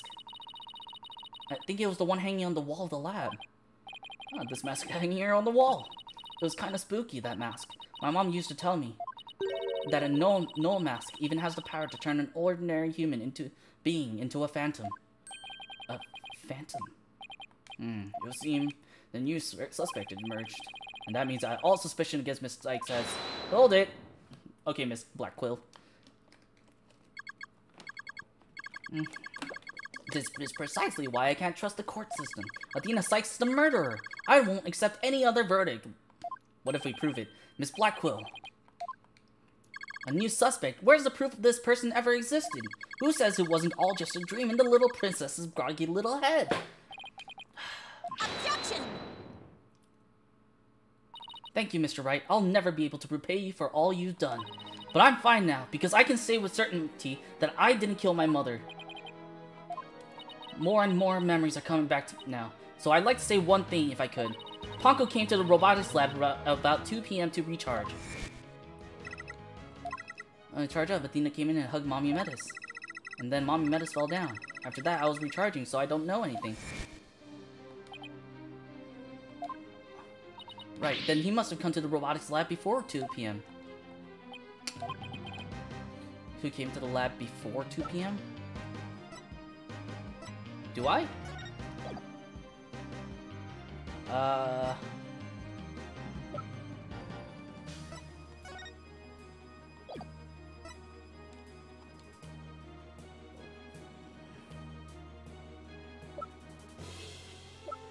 Wait. What was the question again? Do I have here in evidence that can help me find this person who came to the lab before 2 p.m.?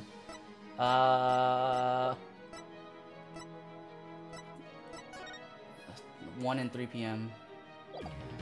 2 photos of their person to discover the body.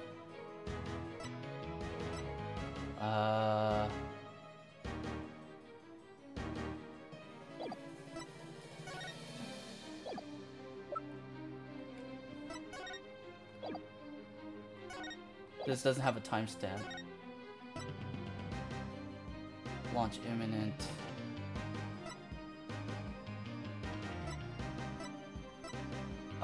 This, maybe? Oh,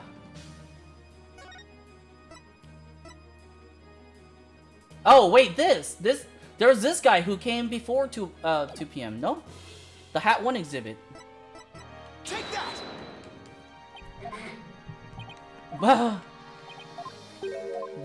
Okay, no, I guess not. Catherine, who came to the lab before 2 p.m.? 7-year-old video.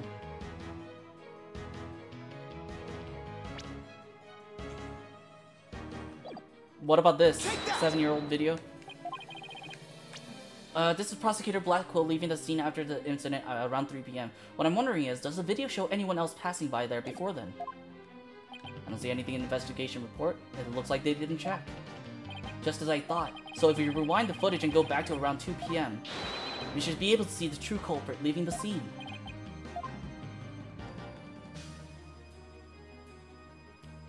There! Please stop it right there! It's just like you said, there's a man leaving the scene of the crime! Miss Sykes, do you remember this person? That's him! I'm sure of it! He's wearing my mother's jacket! I did. But what I really wanted to see was her jacket. Can you see it? There's a slash I made with the utility knife that day. I'm sure that knife is under that jacket somewhere. So then everything Miss Sykes said. Exactly. It proves that Miss Sykes' memory was correct. Dr. Sykes' killer arrived at the robotics lab before 2 p.m. He killed her and hit her face with her handkerchief. Then, he disguised himself with Dr. Sykes' jacket and mask that were there in the lab. The culprit probably knew beforehand that Ponko charged up at 2 p.m. every day. So he waited for Ponko to come to the lab for her regular recharge. By leaving Dr. Sykes' jacket on, the culprit tricked Ponko into thinking he was Dr. Sykes, thereby making it look like she was alive up to that point in time. All to disguise the real time of death. Objection! What do you mean, objection? It's there, right there. It's a nice theory, Mr. Wright, but I'm afraid that it's just not possible. What? Fake jacket clearly visible right there in the video. And that right there is precisely the problem. The ID tag on the jacket seemed beyond doubt that it belonged to the victim. If the person who left the lab truly was wearing the victim's jacket, then how could it possibly have wound up back at the crime scene? Oh, the killer brought it back. They must use the jacket as a disguise to make his escape. But in order to conceal that fact, he had to get the jacket back to the crime scene. So the culprit simply returned to the robotics lab later and planted it there. Contradiction resolved. Objection! Except that it would have been impossible. Only people who came to the robotics lab to kill her were Prosecutor Blackwell and the people who reported the body. And they claimed that the jacket was there when they arrived. So, when do you propose this mysterious man of yours a chance to return the jacket? When they reported... When the body was found? The only time the culprit could have returned the jacket was when the body was found. Do you realize the implication of that argument? I do. Most people, when they come across a murder, focus their attention on the body. The culprit could have taken advantage of that split second to plant a jacket. In other words, the true culprit of this case, the man known as the Phantom, was one of the first people to discover the body.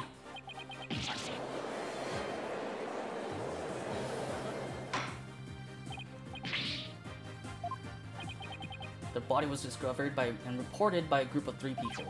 They were there to collect the space probe capsule in preparation for the HAT-1 launch. One of those people had a special bag to transport the capsule in. Oh, you mean the shock-resistant bag? I suppose that if the jacket was in that bag, it could have been returned to the crime scene of the crime without anyone noticing. Hi, Dunby. I'll see to it that you get the reports on those 3 people. You will? We should also check the facial recognition database for that robot. If this person felt the need to hide his face with the Dieter mask, it might mean that his facial data was once registered. I have to admit, I believe Miss Sykes' memories to be credible. You win, right? Not that this was ever an official trial, anyway. Do my ears deceive me? Prosecutor Edgeworth, are you actually conceding? Hi, Dunby. Good boy.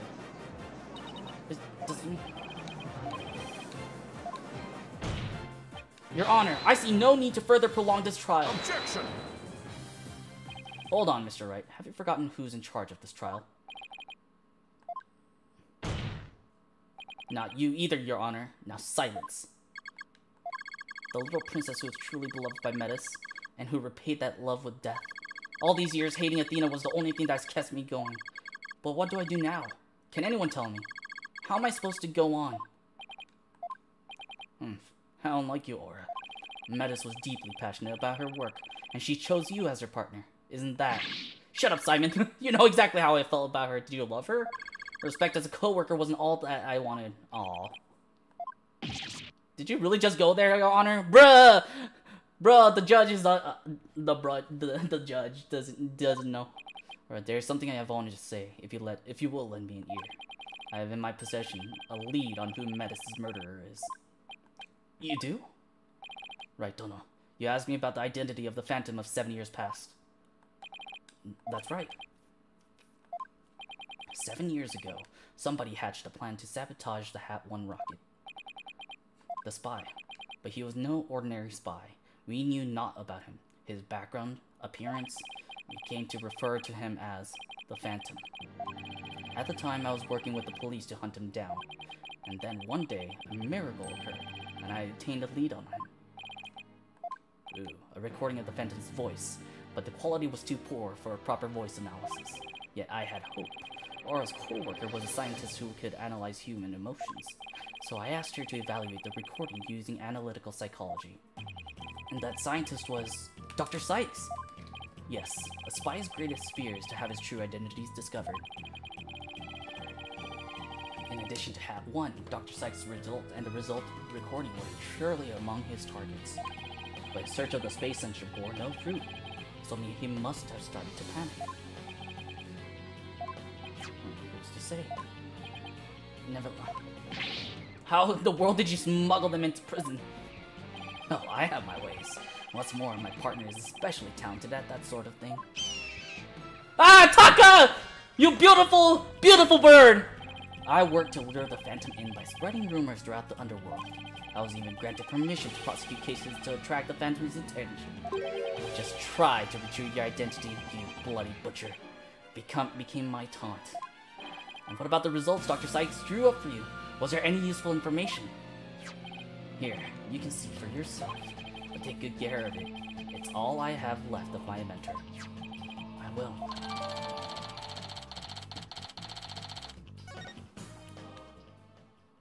Whoa. Psychological profile classified. Emotional output of this voice extremely weak compared to typical voices.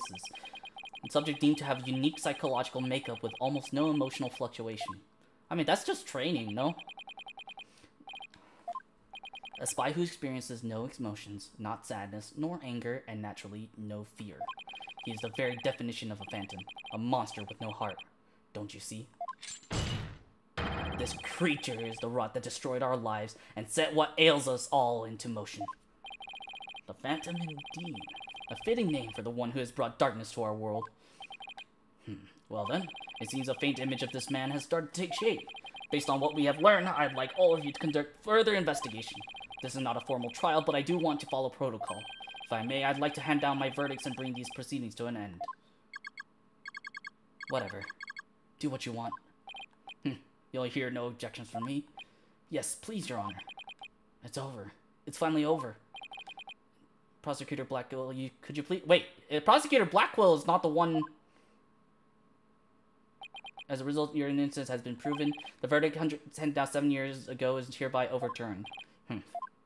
And now the defendant of the current trial. Okay, there we go. Miss Sykes. That's right, thank you. Thank you for everything.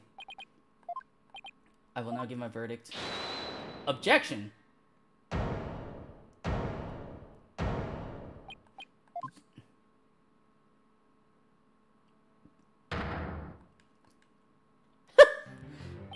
Apollo, what are you doing here? What is the meaning of this? There's two prosecutors and Mr. Wright and Prosecutor Edgeworth. You uncovered the truth from 7 years ago, and you saved Prosecutor Blackwell. However, I can't allow this trial to end just yet.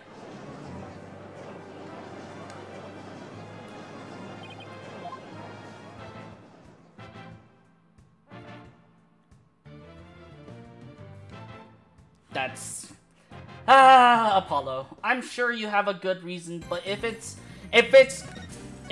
just to avenge Clay, this is a direct conflict of interest. Bruh.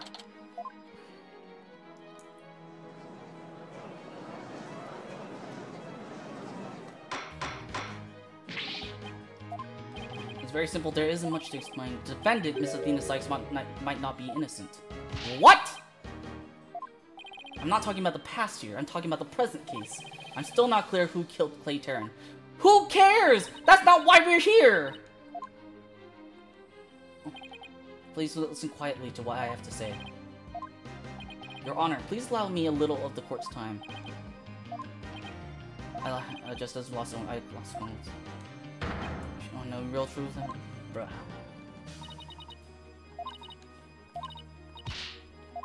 But she's still invested in Athena's downfall. Just piss off, man.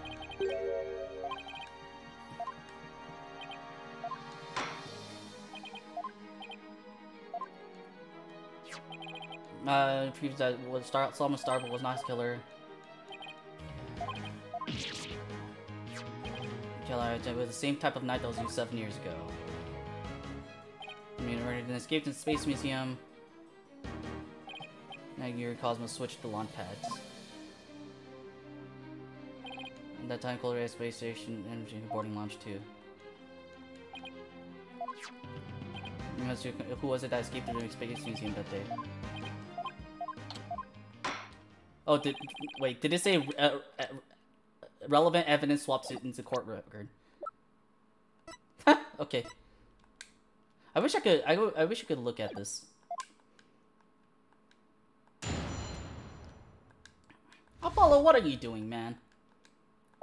I suspected Miss Sykes of the murder of Clay Terran. My growing suspicions were confirmed when this incriminating evidence presented itself. In addition, she's the only one who could have utilized the launchpad switch to escape.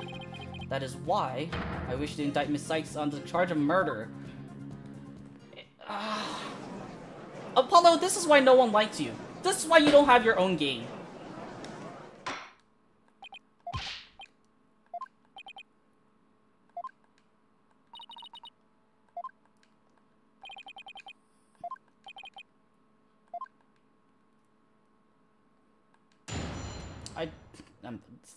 Kind of pisses me off.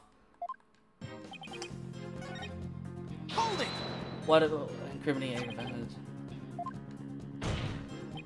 Even if it seems there must be actually don't know yet. Yeah. Oh, no space tune. Objection! She had no motive. Yeah. JJ some kind of connection to him. Something we can't even imagine. Yeah, how can you actually suspect her? Like the whole. Oh my god.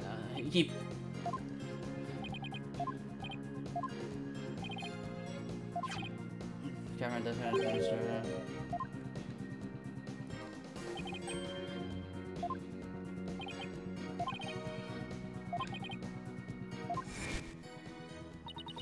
Until about noon.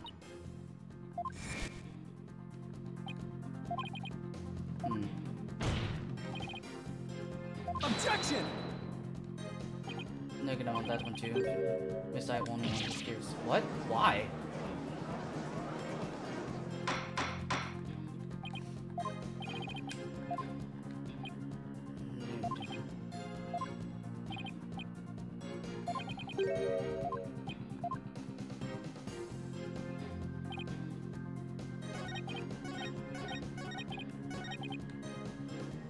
Okay, I must have something.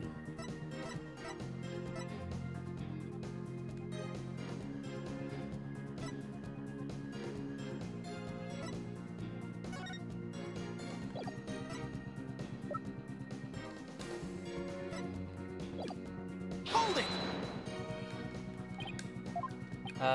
When investigating the weapon that killed Mr. Terran, my bracelet reacted. My bracelet told me otherwise. Every time when she talked about the case. Oh my god. I knew I couldn't wear an eye patch, so I wouldn't be able to perceive any of her tells. Ah. She stabbed her mother's murderer. Objection! My bracelet would all because she knew he was a killer too.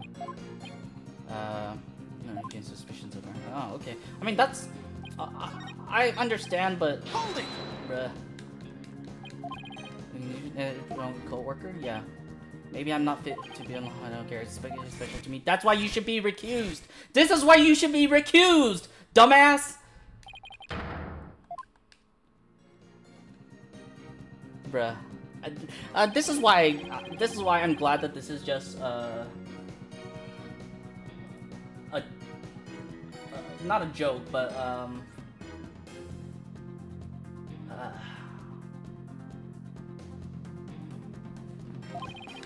okay.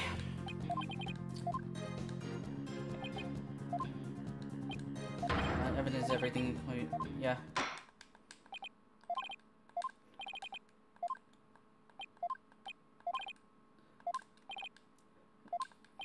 Unless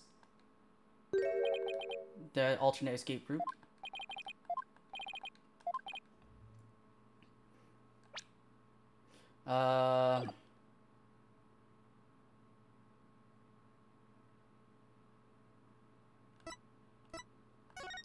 What if I say of course?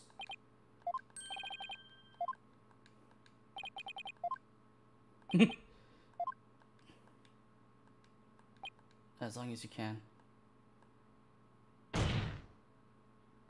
Clear up this doubt inside me. I want to believe in you, Dina, I really do. But what is faith without doubt? That's why I need to question her guilt. Once the truth finally comes out, I can really fully trust her.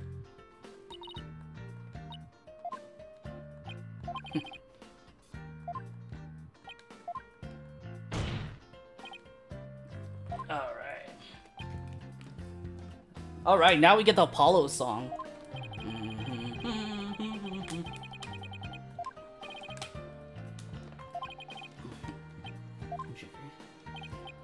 I couldn't ignore the seed of doubt that was growing inside me, so I decided I need to face it head on. No matter what the truth is that's waiting ahead, I won't be afraid. I vowed to dispel every last doubt. Alright. But if I...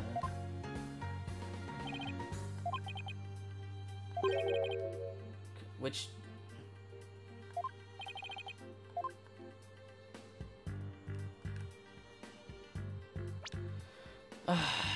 Control room in the Space Museum.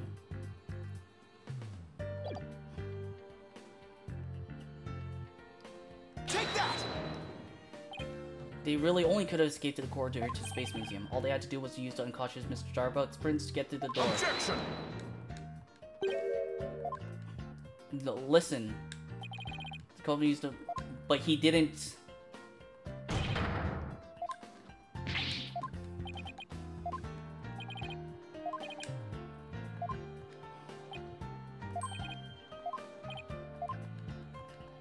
The only place the culprit could have escaped was the Space Museum corridor. What if he jumped out?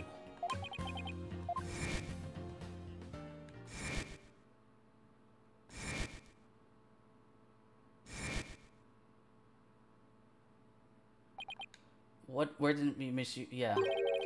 Clue culprit escaped. Yeah, exactly. I think it is possible that the culprit escaped into the Space Museum, but came out using a route other than into the boarding lounge too. Launchpad 1 and the Space Museum were switched after the bombing, meaning the Space Museum corridor was moving along the rail at the time, which is exactly when an alternative escape route opened up for our culprit. Are you kidding me? Judging by the intensity look in your eyes, I take it you're serious. Very well then, Mr. Wright, do tell. Where could a culprit have gone from the museum corridor besides the boarding lounge 2? Take that! We found something odd while investigating the museum corridor this afternoon. Namely, a few dead leaves on the floor. Considering where dead leaves come from, they point us to exactly where the culprit escaped to. Yes, I remember seeing some leaves myself. Ah! Do you mean... Yep. While the Space Museum was in motion, just beyond the corridor safety door was an alternative place that the culprit could use to escape. In other words, the culprit's real escape route was the area outside the Space Center. You're freaking insane! Objection! Do you know how impossible that would be? The corridor level is with the third floor. The corridor is level with the third floor. Even if the culprit tried to leap to the outside wall of the Space Center building, they would fall to their death. Objection! Ordinarily, yes. But after the bombing incident, the culprit could make use of a certain item. And what item was it exactly, Mr. Wright? The emergency ladder? Take that! An emergency ladder? There was an emergency ladder in the 4th floor robotics lab, and it was used that day after the explosion to help evacuate people. Miss Blackwell herself used that ladder to escape down to the ground level. Recall that the launch pads were switched after the ladder was lowered. The corridor would have passed by the ladder while the pads were being switched, and that's when the culprit literally sprang into action.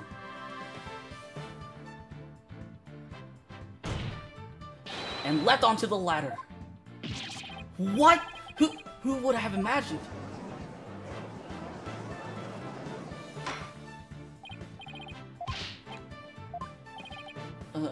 Miss Sykes could have been the culprit, right? Objection!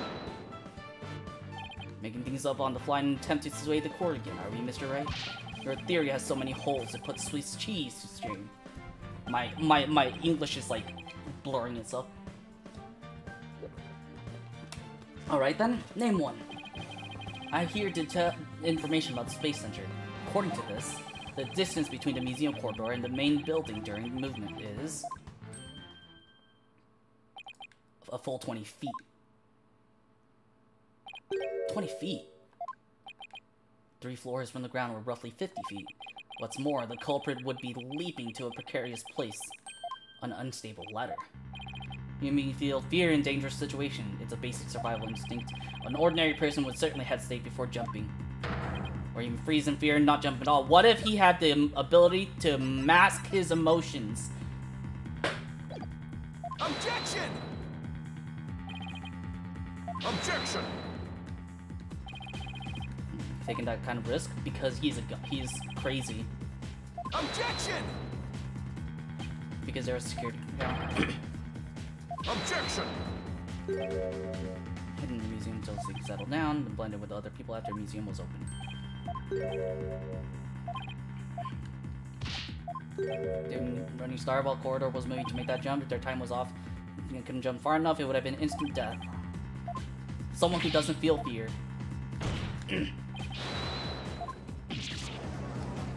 This culprit is a phantom. Get it? Someone who feels no fear, like a stuntman. Yeah, exactly. Thank you, Phoenix. I can prove that there is someone who could have used this alternate escape route. Oh, can you now? This proves the possibility of a person who could have used this alternative escape route. What's that, Mr. Wright? This is a certain person's very interesting psych profile. The subject doesn't experience feelings like normal people do.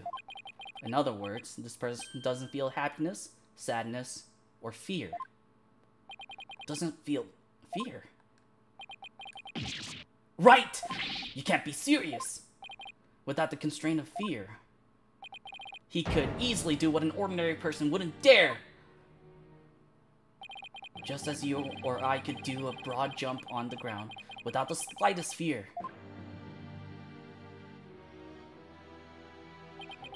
This subject can make a 20-foot leap, 50 feet up in the air. He could choose this extreme way of escaping without hesitation. So you're saying that to a person without fear. The alternative route would be quicker and eliminate the chance that they'd be spotted. That's definitely pretty extreme, Mr. Wright. But was there such a person there at the scene? Yes, the Phantom, that mysterious shadowy figure who keeps popping up. The Phantom, again. I knew the Phantom was there behind the scenes of the Space Center bombing, but I wasn't sure if he was connected to the murder of Clay Terran as well. However, now it's all clear. The Phantom is the one who not only bombed the Space Center, but also killed Mr. Terran.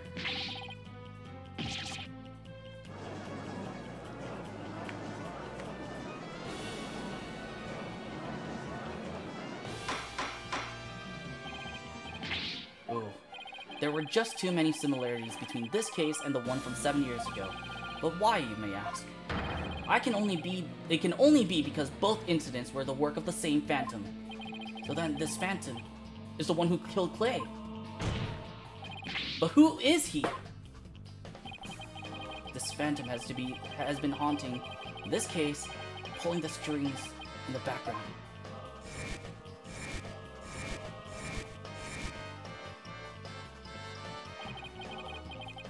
Who could this unidentified international spy be? Right. This escape room must have been part of the Phantom's plan from the start. Az was tricking the Director Cosmos into switching the launch pads. The bomb on the second floor was meant to make the elevators and stairs unusable. That's why he gave advance warning and planted the bombs where he did. Yes, I think you're right. But it doesn't explain this one last thing. Like Detective leading the evacuation told me to. But it was such a pain. Why couldn't they have used the ladders in the other rooms? The robotics lab wasn't the only room with an emergency ladder. But he couldn't have made that leap unless he was certain which one it would be. So you mean... the Phantom must be someone who knew that particular ladder was going to be used. That's right. So I lowered my, like Detective leading the evacuation told me to do. Miss Blackwell lowered the ladder after being told to by the detective leading the... I knew it! I knew it! I fucking knew it! I fucking knew fucking Bobby Fulbright was the bad guy the whole time. You've got to be kidding me. Did you figure it out right? Do you know who the Phantom is? Yes, I do. Who is it? Who killed Clay? Our mission known as the Phantom is none other than...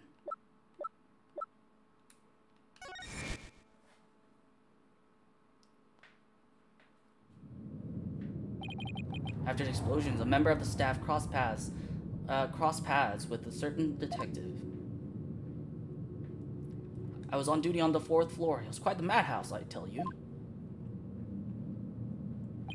As for the detective who was leading the evacuation from the 4th floor, he had a very specific objective in mind. So I lowered my emergency ladder like the detective leading the evacuation told me to do. Does it make sense? His objective was to secure his own escape route. We lowered an emergency ladder from a 4th floor window and escaped that way. Once everyone else got out safely, I made my way down too and headed to the shelter.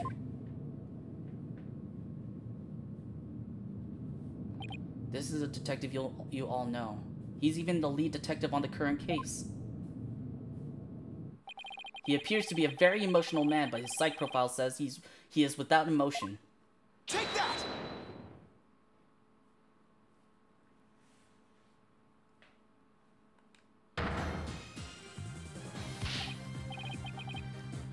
Hey, it's now Phoenix Wright's song. Yeah, exactly. We were all taken in by his fake persona. Detective Fulbright's real identity is a Phantom.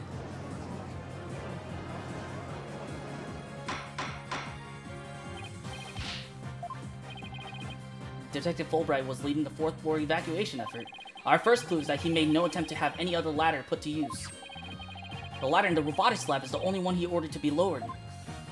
The second is that he directed everybody to the basement shelter via this ladder. Barton created an escape route.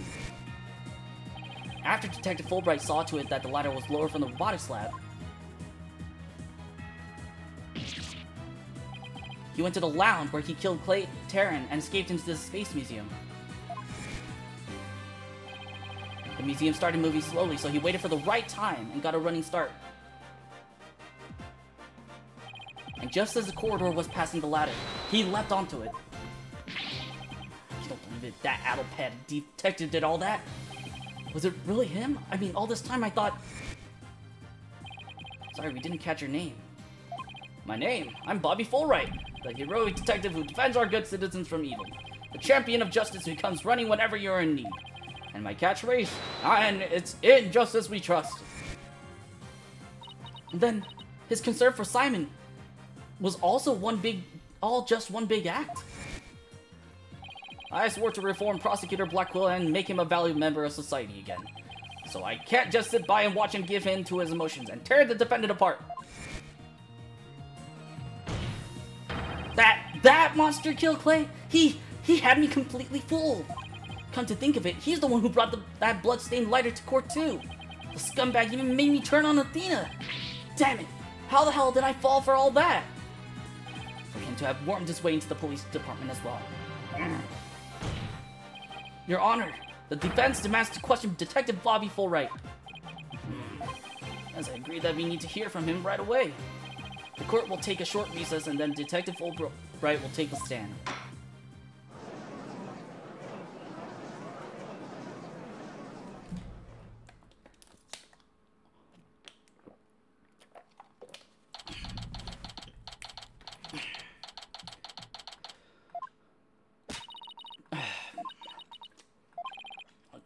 We still have an uphill. Yeah, we still have to fight this.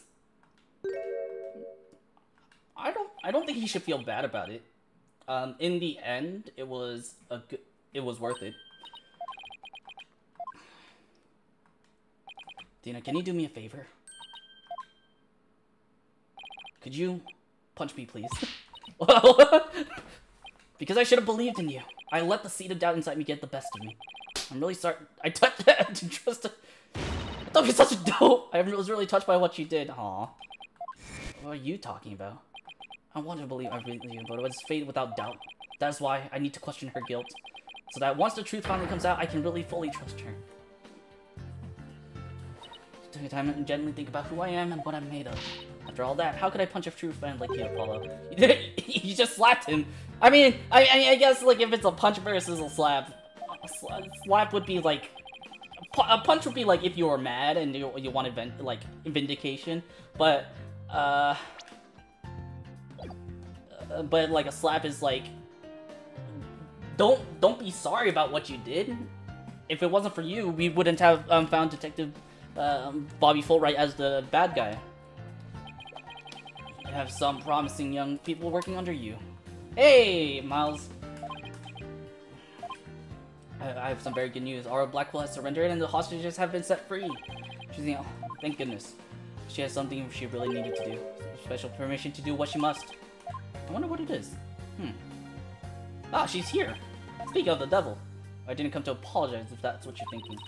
What allowed the truth of what happened 7 years ago to come to light, but I did come because I had something to say to all of you. The fact that you couldn't trust the court system is our fault. Court's incompetent, still, I suppose I could let you handle the rest of this case for me. No, just these people. It's just, I wouldn't mind if you were the ones who took Miss Metis and Metis' killer down. Leave it to us. We'll get him. Yeah, I mean, alright. We're cleared of all suspicion. It's all thanks to me and my robots. You better be grateful. She just doesn't want to. I mean, yeah, but like she doesn't. I don't know how to feel about her. I never imagined you would go that far, though you always were extreme. But I don't recall ever requesting your help. As close as ever, I see. Well, now that you've been released, I guess it's my turn to go live in the slammer.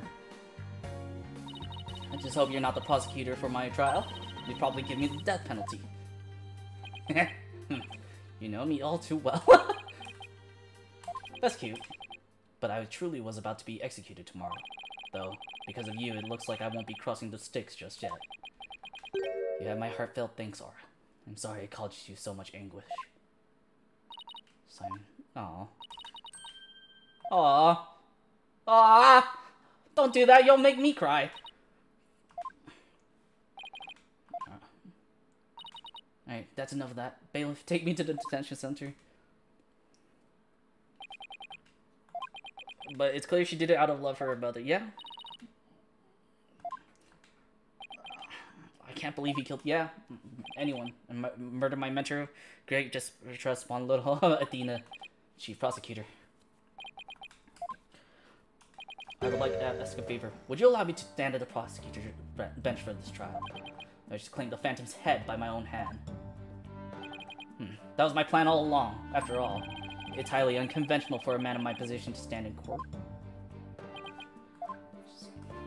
The formal paperwork has yet to be filed, but you are hereby conditionally released. Please take the prosecutor's bench in your official capacity and uncover the truth by your own hand.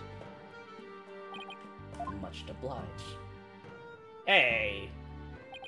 The day to part with these has come at last. Chief Prosecutor, could you...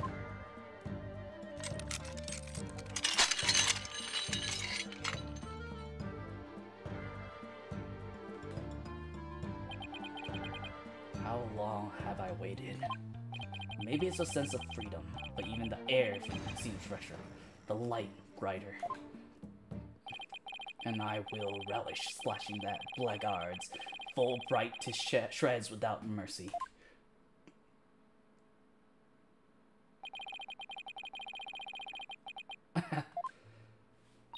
There we go. Yeah, we still have to finish this trial. What are you? You're coming with us.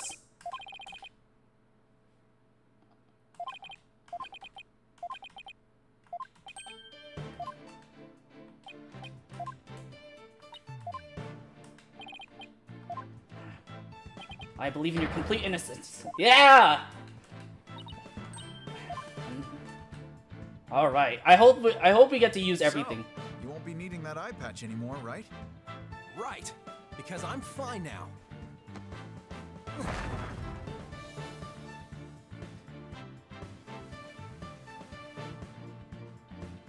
So he really did Chunibyo us. I have to cover my eye to hold back my power.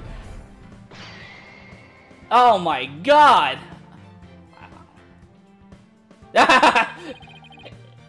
he goes back to this. Okay, I'm gonna use the restroom after this.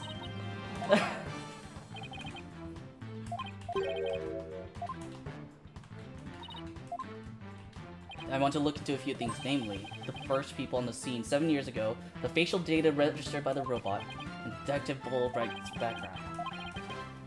Paid with a victory, right? Now, if you'll excuse me. Alright. I wish we could have all three people on the stand. And like, on the defendant bench, lawyer bench, whatever. I wish all three of us could be there and just like use our abilities. First with the Magatama, then with the band, and then with Widget. That would be epic. Because like all the other cases, it always has been two people that like we were there. I mean, basically it was just Phoenix and Athena.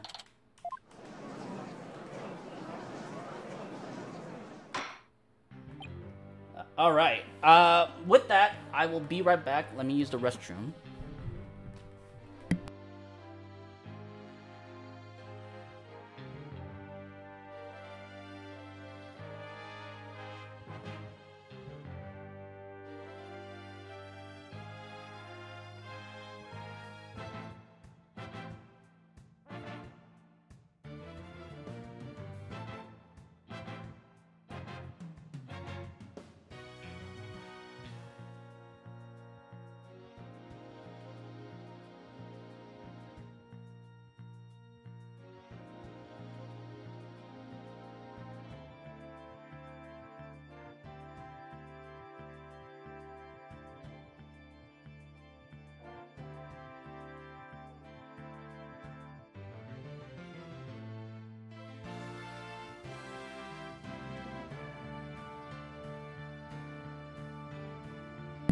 Alright, I'm back.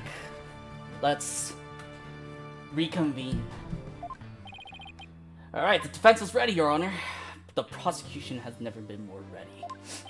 You know, this is the first time I've been at the defense bench together since I debuted. Now that you mention it. Although back then I thought you were more loud than you were reliable. You've really come a long way since then, Apollo. You've grown a lot. Well, there have been some hiccups, but I guess I've done pretty well. He's still got that ego of his, though. I don't know. Well, we'll work on it. Take your rightful place. Bring in the witness. Especially with the handcuffs off, Prosecutor Black Quill seems scary, more scary, you know?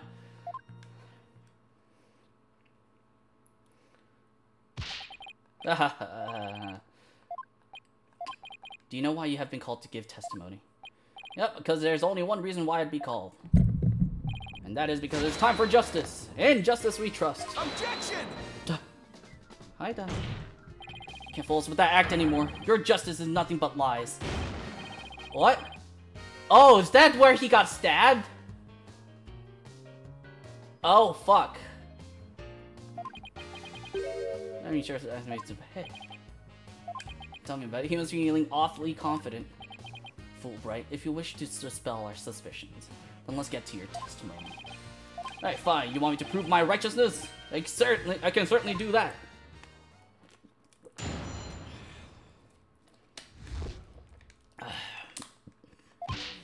I was in the very embodiment of justice, so I won't have you make me into a villain with your far-fetched arguments. And this bit about the escape route is only a theory. A game theory! You don't have any proof. What we do is have proof Athena Sykes is a culprit. This lighter with her prints on it.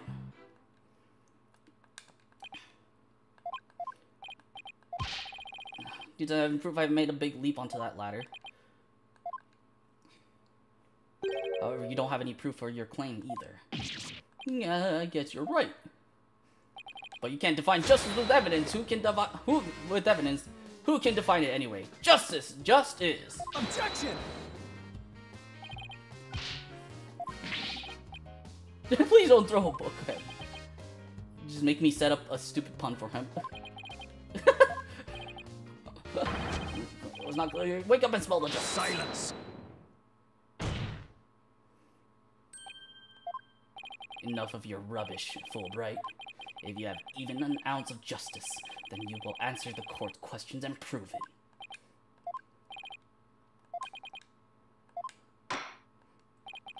it.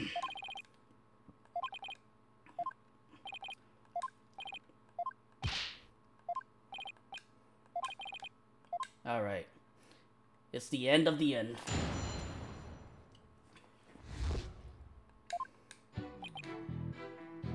You are the very embodiment of justice as well. Hold it! How can you say that?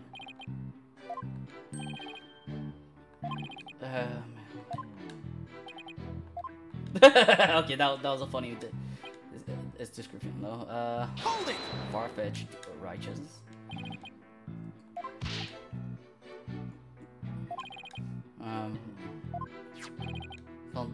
And it's called the lighter.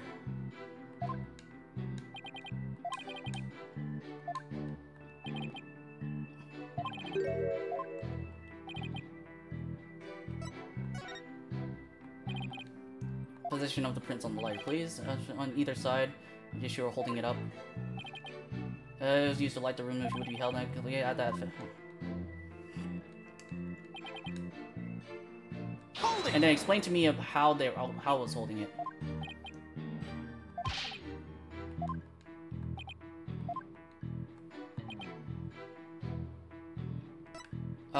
The number of prints?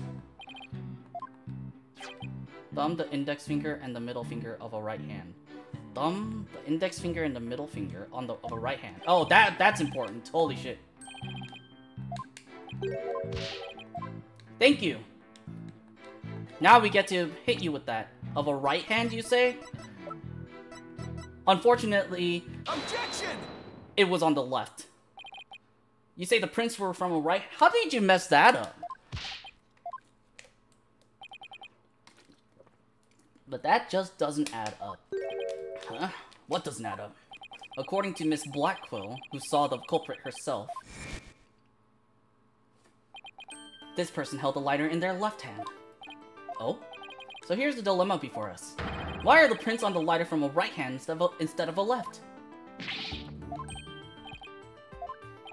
Your Honor, this lighter can hardly be called incriminating evidence. The witness claims don't even hold water.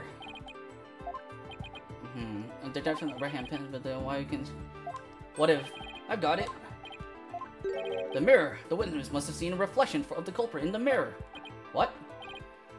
Through the window of boarding lounge 1, wasn't she? In the window back. If you mean the window in the back, that's right. Across the window opposite wall. Large mirror.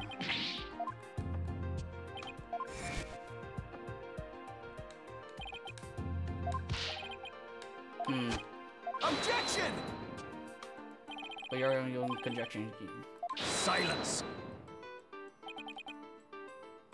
Yeah, then him put some muscle and shit. What? It's back because she saw an Earth emblem on the lighter, didn't she? The emblem is on one side of the lighter. If I had the light in their left hand, they would have covered their emblem. Uh-oh.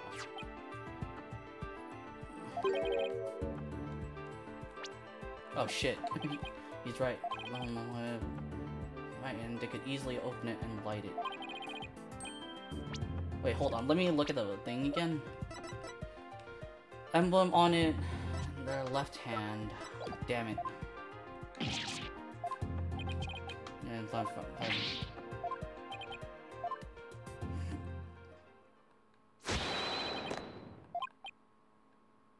And they're very mistakes. Hold it! I believe you said that the emblem is only on one side of the lighter. Are you sure about that? Do you see it? Oh shit. I knew it. You're lying, detective. Pardon me? You mean... Yes, my bracelet reacted to his statement about the emblem. He's definitely hiding something big. And I think if we use my talent, we might be able to figure it out. Justice Dono, are you to use that cheat of yours again? Not cheating, Prosecutor Blackwell. Very well. Whether I like it or not, I suppose we should use whatever works right now. Go on, then. Let's go. Could you repeat that last statement one more time? The Earth emblem is only on the one side that you can see. Here's what I think. I wanna look at his hand.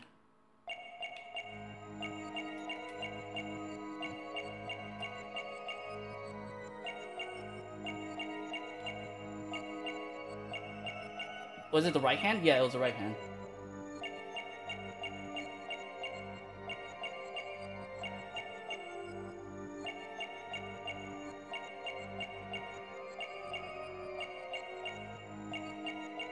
Huh, it wasn't the hand.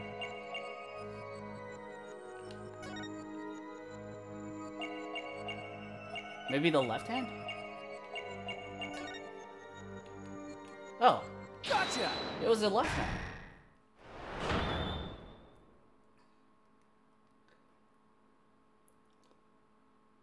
Detective Fulbright, you might not be aware of it yourself, but whenever you say the phrase, the Earth emblem, your left thumb moves.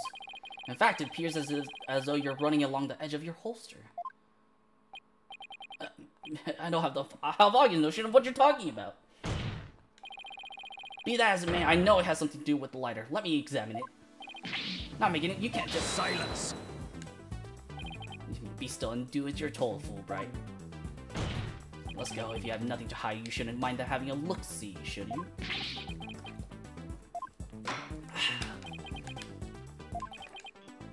Let us look at the lighter.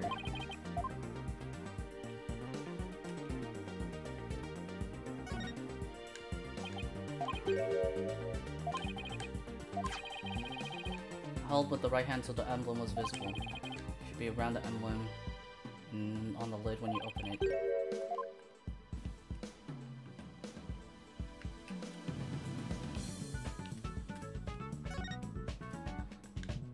Okay.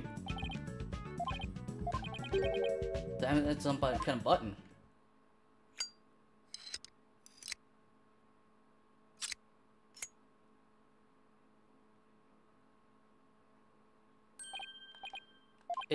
It's a gun. It seems what you have there is a gun.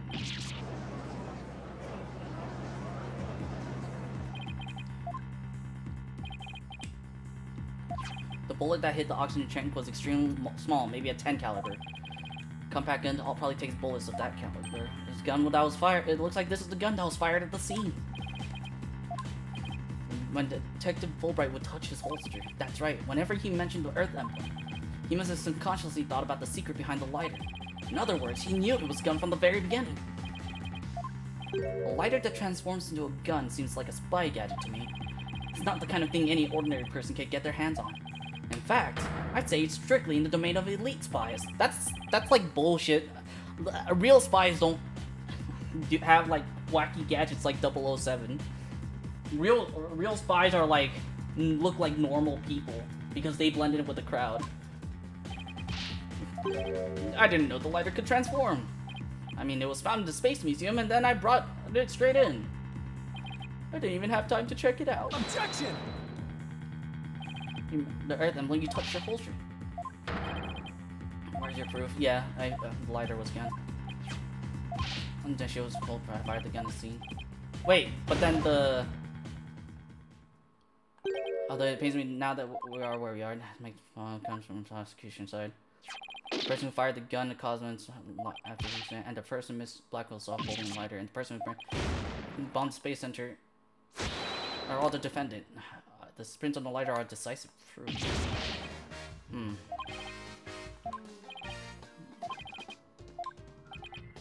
Therefore, Ford would stand firm.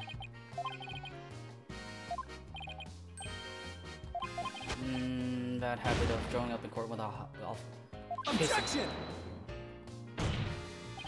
Then when wear sunglasses at night, it's proof you'll get light on Miss Sykes, but yours. All right. Just if the appearance of the lighter are the basis for accusing Athena, they can't do any well. It is indeed. I have a look at this.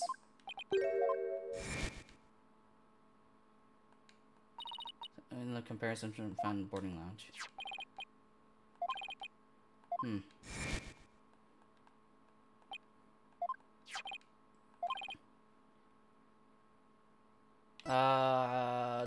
Where the prints are on it, if...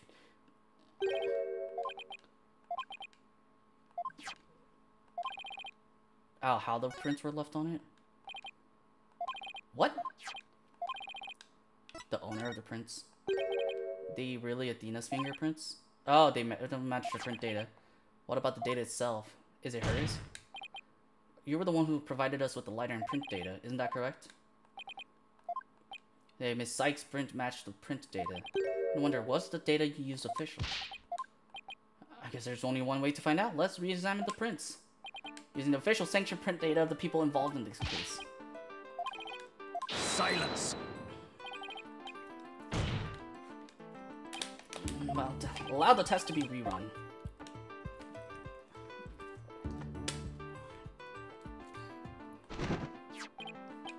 Official data's here. Hello? The prints on the lighter do not belong to the defendant. Actually belong to the victim, Mr. Clay Terran.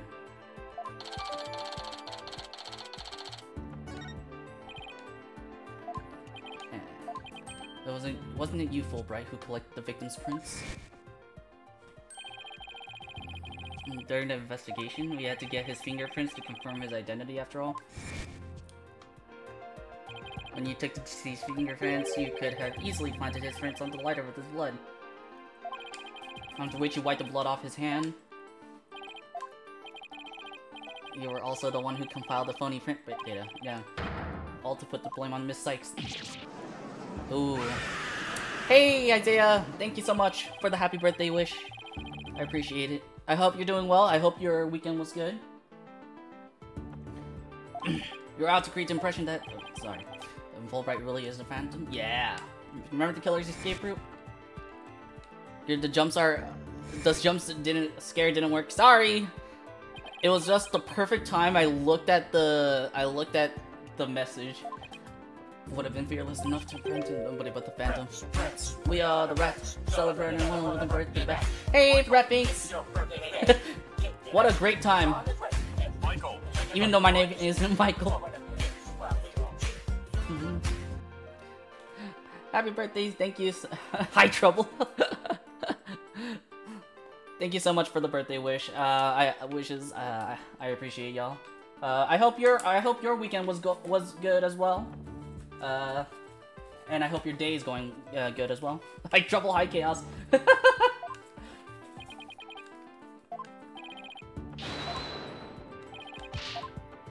Welcome to Ace Attorney. This is technically the finale of this game. I'm really excited. We finally I was part of the puzzle that Chaos didn't enjoy.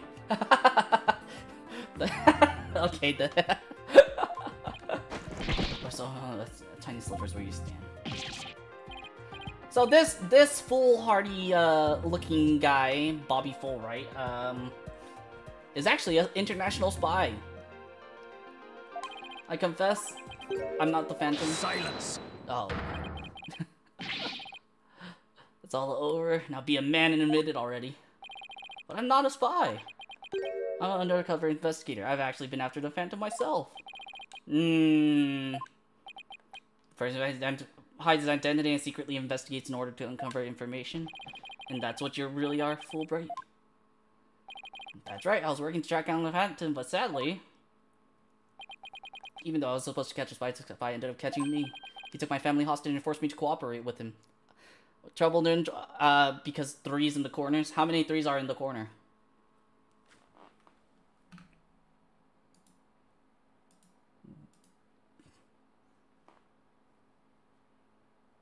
By the way, I've been 4.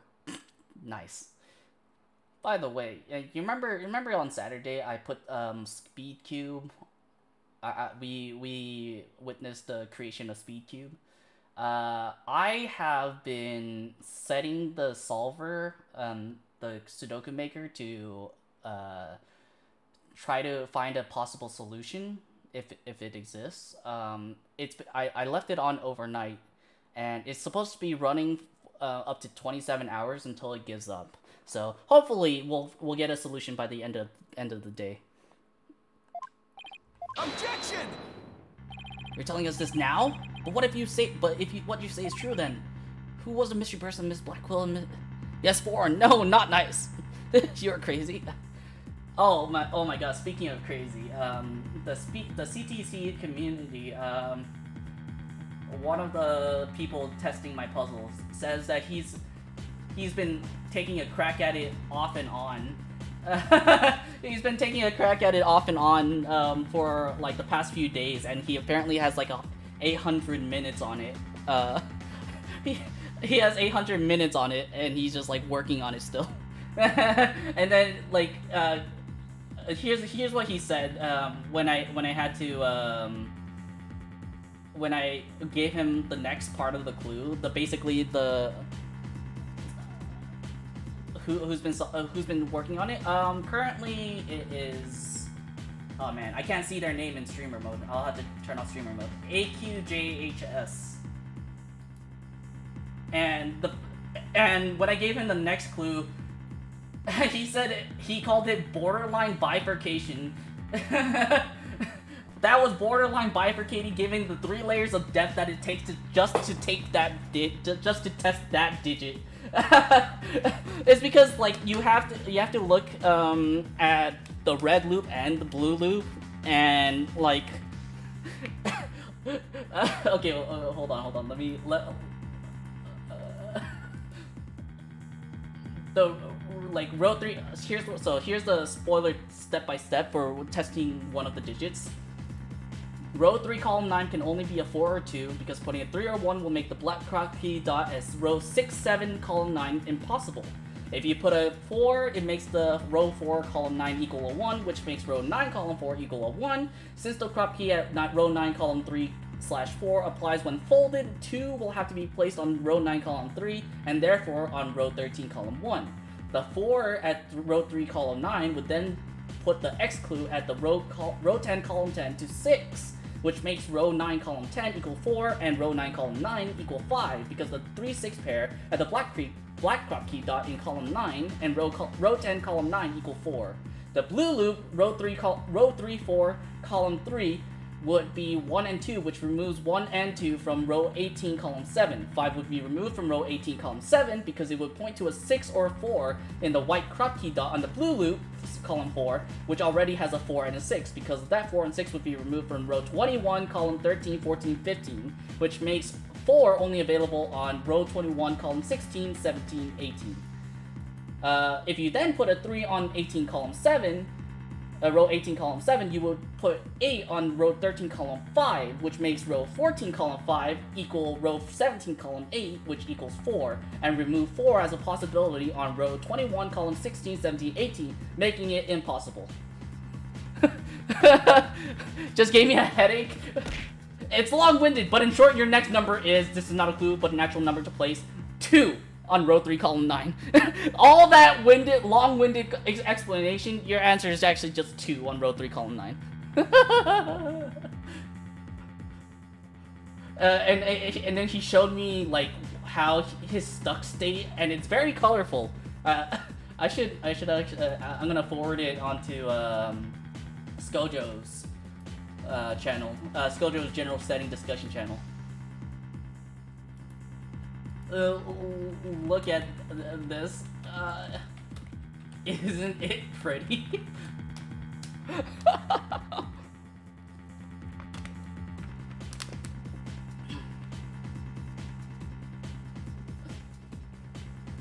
So I'm thinking about making another origami one, not as complicated as this one, but it will require a bit of topology. I'm still brainstorming it. And thank you for the head pats. No, what do you mean no? No more origami. But it was really done well. You know, it's beautiful. Look at what HAQHS had to do to even make this, to even get stuck. He's written so many notes. Please do something sane. But this is sane. This is sane to me. I like the topology. I love the layers that it creates. Like if you fold it, when you fold it, it reveals another clue, and when you look at it, it helped me set a 9-grid disjoint ambiguous copycat. I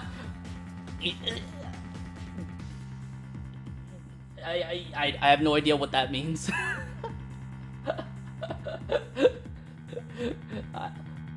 You lost me there. It's cool that you're enjoying talking so passionately about it. Yeah. I can't wait to start working on the 53x53. As soon as I have the solution down for the Rubik's Cube one, I'll start on the 53, the 4D, the Tesseract one.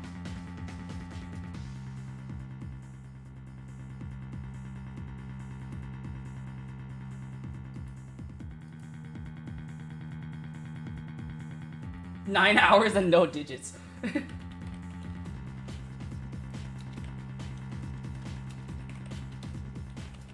Long-winded explanation.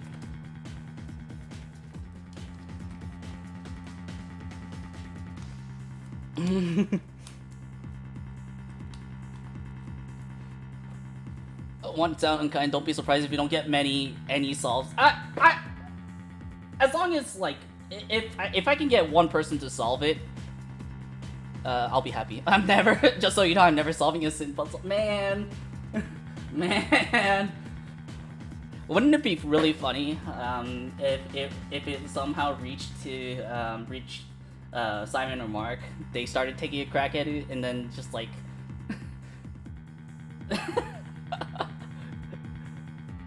and since this took like. The colors itself took like 9 hours. They decide, like, you know what? We'll make, like, I feel like this could be done as a marathon something. All right, back to the game. It was the Phantom, I tell you. All I did was help him by having that emergency ladder. Objection.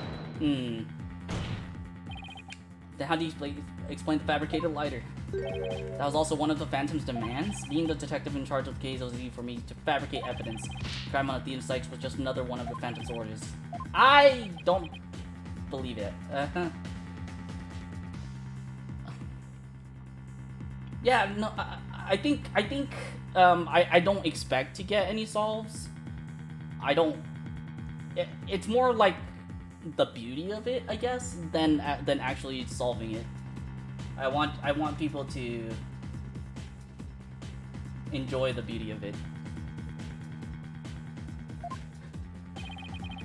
I was told it was to sabotage rocket launch. Oh, also, so on Saturday, right? I said that I got the email saying that he increased the size of the maximum size of the puzzle, the grids.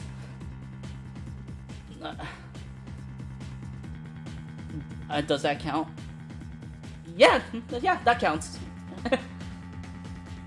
I wanted to do a cryptology Sudoku where I had a message sent out. I wanted to put a line through a regular Sudoku grid and have it be a cryptology, and people cryptogram. My bad, cryptogram, and people solve that cryptogram, all for it to turn out to be a Rickroll. And then I got it, and then I got the email. I was like, oh well, I guess I'll have to shelve this later.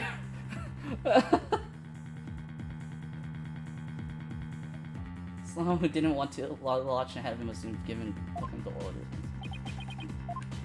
Actually, I have to apologize to you too. The Phantom told me to get close to you. He ordered me to get back that psych profile you have on him. Ninja, I've been champions of the Pawn of Evil. Now that sounds fun. Yeah! Pawn Phantom who stole the moon rock and killed Dr. Sykes 7 years ago. To tell the Phantom's true identity, he was careful to hide it. For all kinds of... That's letters and he has riddles. Ah. That one. If people believe I was a Phantom, I could be killed on the spot. Why? I bet even now. There are assassins lurking nearby. This case is about the Phantom after all. With the ceiling bubble, I suppose you are vulnerable to a sniper shot in this courtroom. Oof. Does he really think he's going to lie way out of it now? On the surface, everything does seem to make sense. If we can't find a flaw in the logic, yeah. Can't let Fulbright wiggle free now. Athena! It's your turn! Now I hope you see how foolish it was to think I was a Phantom. Oh my god, I've never seen him with a serious face. You're an intelligent man, Prosecutor Blackwell. You believe me, right? I believe you. I don't think you're the Phantom. What?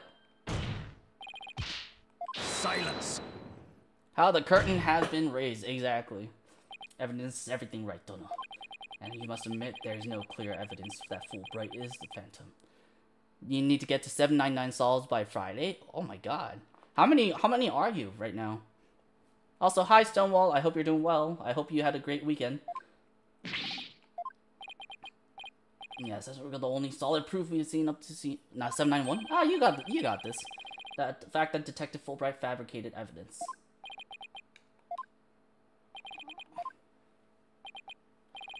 I've known Fulbright here for a year now, and all this time he's been quite intent on rehabilitating me. I don't believe his efforts were a lie. And this fool truly thought he could reform a death row inmate like me. He went out of his way in his efforts to reform me. He actually became quite a nuisance, really. Prosecutor Blackwell, you believe me?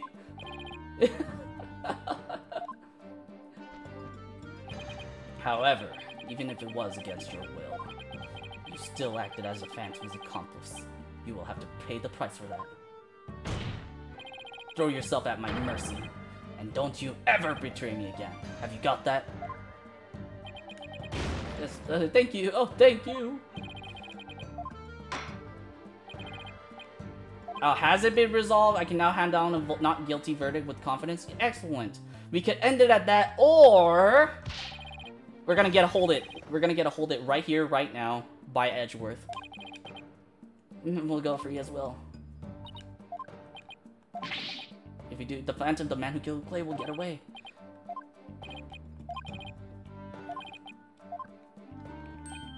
And next investigation, and with that, I'm off. Hold it. There we go.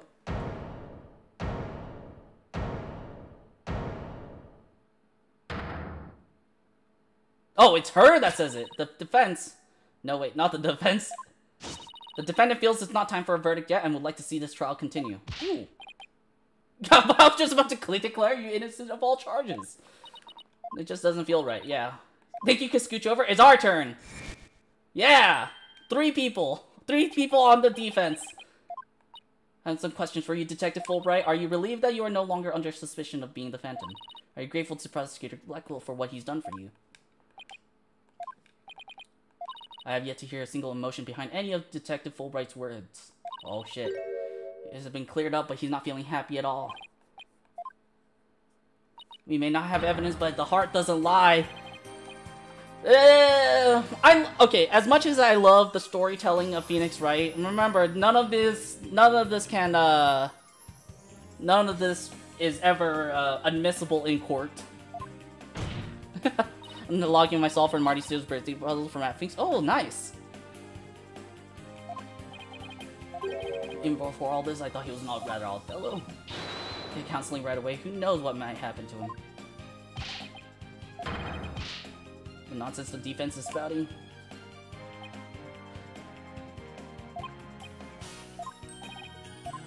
You've been making baddie remarks ever since you were accused of being the Phantom. Such as, you're an undercover investigator and your family has been taken hostage. You never talked about your family! I don't know.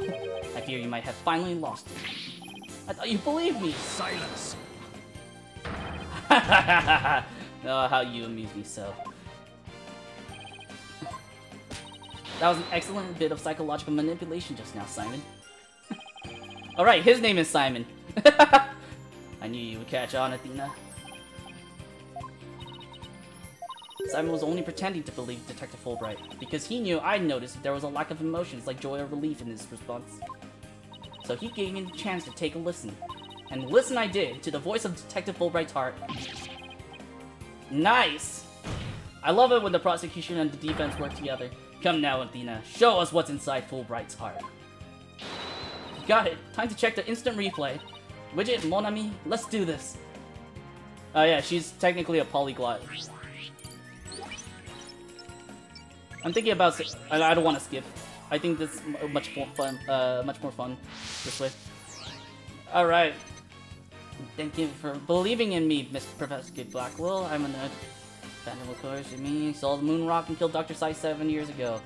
I'm a bad person for cooperating with such a man. He took my family hostage. What else could I do? There's nothing. No emotion. He's registering no emotion at all. It's just like a thought, and it's right in line with his Phantom Psych profile. This lack of emotion proves you're the Phantom. What? Me? I'm not doing anything. Trying to hack into the Moon Matrix program. Can't do anything. Go, Taka, go! Fancy device you have there, but I'll tolerate no cheating, thank you.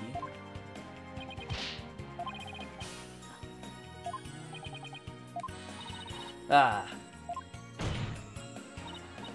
Now that you can't hack me, I dare you try to hack me. Oh, man.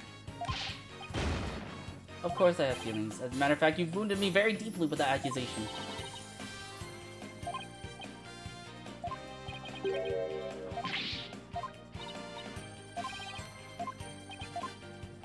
Oh wait, he's not completely without emotion, just as says Dr. Sykes' profile of the Phantom.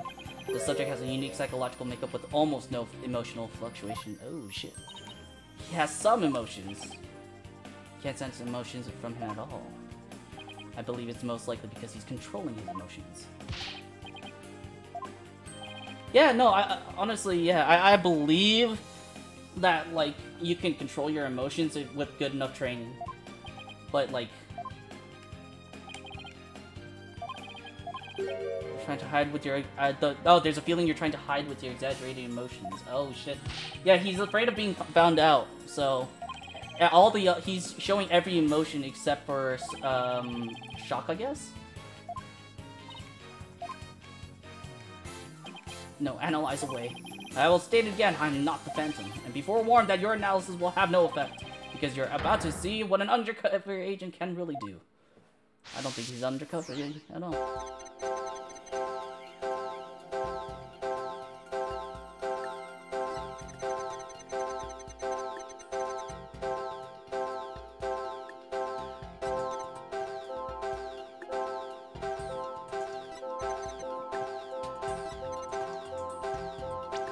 Wait, oh.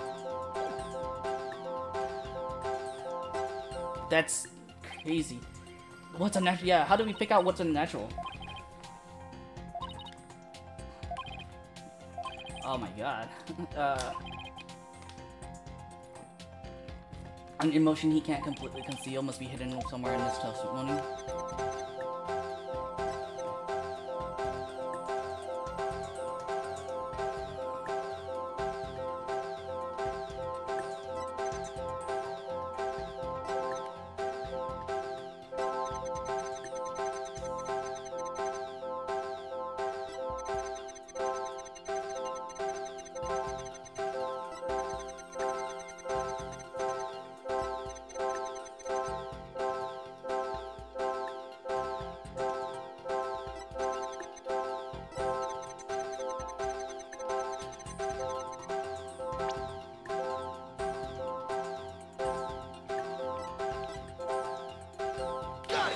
No, it's not that.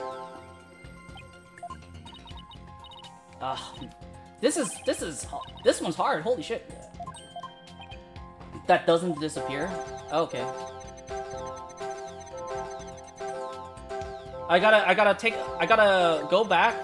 I'm gonna look at any one of them that stopped. Okay, this one had a stop.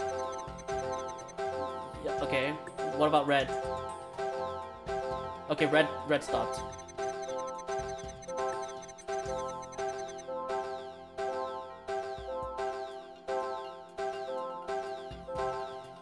This blue one isn't stopping at all. Got it. I found it. Found the one emotion you're truly feeling. What? Hidden in the middle of that chaotic storm, I saw one emotion that never disappeared. When you talked about the moon rock, you felt a fear that wouldn't fade. Fear. Huh. A fear that a man with hardly any emotion feels, huh? As a response to that moon rock. Detective Fulbright, I presume you feel fear considering the moon rock because you failed to steal it. Tried, but failed to steal the moon rock. The stain on your career as a spy has left you feeling afraid. Moon rock did disappear from the laboratory. I hardly think a person who feels so little would feel fear over a thing like that. What? I guess like, I meant to, when I thought red, you failed to steal it, I expected it to be like, he didn't completely get away with it, but I guess failed to steal it meant like the initial stolen. You lost it. Okay. You lost the precious moon rock you went to so much trouble to get, didn't you? And that frustration had turned into a fear in your heart. Oh, it's so frustrating. I can't stand it. Ha ha ha ha ha.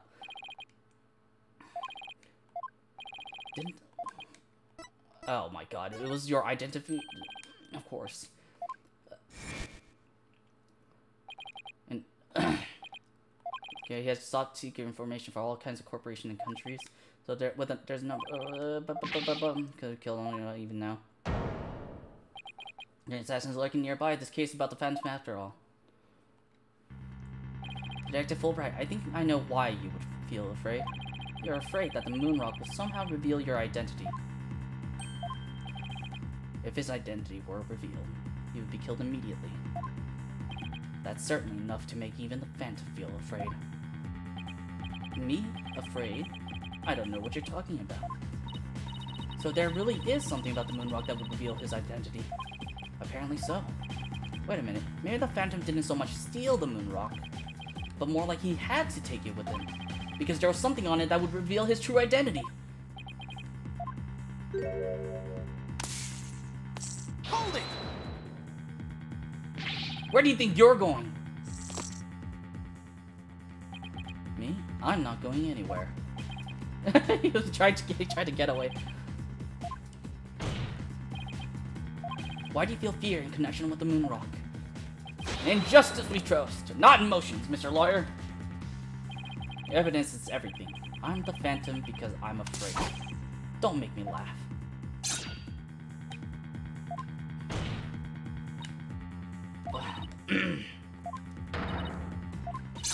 Oh my god. You almost murdered 2 lawyers. All just a waste of time. All your efforts as analysis serve no purpose.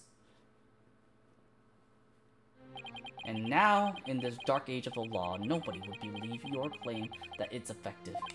In an era when evidence is fabricated, do you truly expect feelings to be accepted as proof? And where exactly is your proof that I fear the moon rock anyway?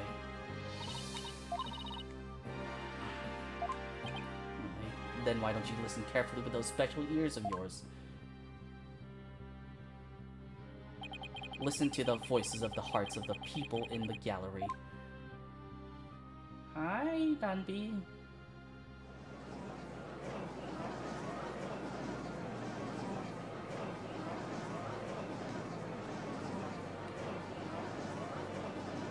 It's still, even when it's in ruin, it's still a pretty backdrop. All I hear is distrust. As you can see, the people are on my side, because all they see is a strange little girl using a weird little machine. Not like I use analytical psychology to falsely accuse people. Miss Sykes' analytical psychology has breathed new life into the courtroom. It has freed the hearts of many witnesses and has been key in getting to the truth. What nonsense! Your Honor, the defense's claim is a false one. I don't feel any kind of fear when it comes to the moon rock. I see.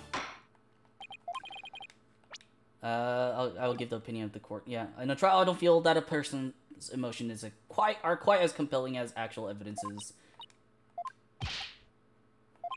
There, you see, nobody believes you, and you trumped up charges. However, I do believe Miss Sykes' analyses can contribute to making the truth clear. I have seen her do this firsthand several times already. Surely you jest. So does this mean you will accept my findings in the trial, Your Honor? Yes, I believe your claim, Miss Sykes. I think there is merit in examining why the witness feels fear in regard to the moon rock. That is the court's opinion on this matter. That's a win. That's a win. You'll tell this court the reason for your fear. In analytical psychology, my fears. Fine. I'll show you precisely why those abstract things can't be considered evidence.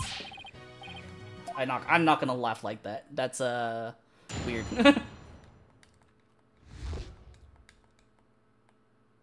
I felt fear because when I thought about the moon rock because it reminded me of the Phantom. I'm afraid of him because he took my family hostage. Afraid of the moon rock. Not at all. But I'm afraid of the moon rock means I'm not. In fact, I'm on the side of justice.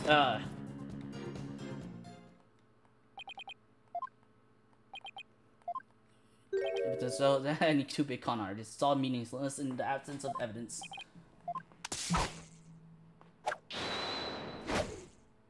The Phantom is like the mist. No flesh, no bones. My sword alone cannot cut it. Right, Dono?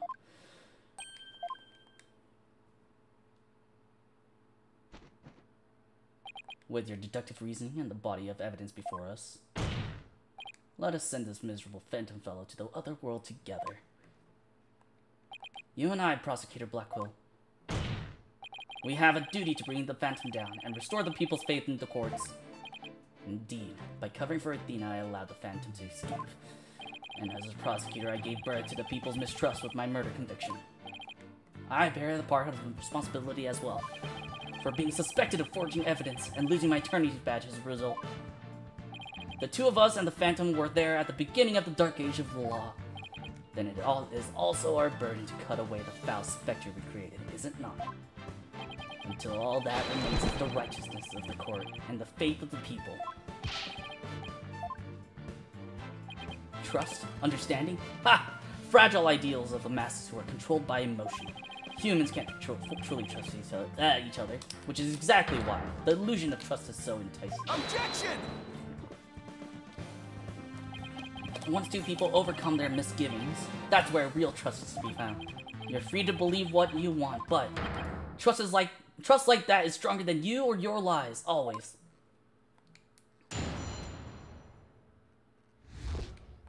Alright. Hold on, can I look at this again? We only have that? Really? I noticed the moon, in the last trial, I noticed the moon rock, at 7K right here. But, I was hoping we would have more. Hold it! I guess we'll press on everything until we get something. Mind you, you are the Phantom. I'm just skipping over a lot of stuff, Hold it! in this. Maybe.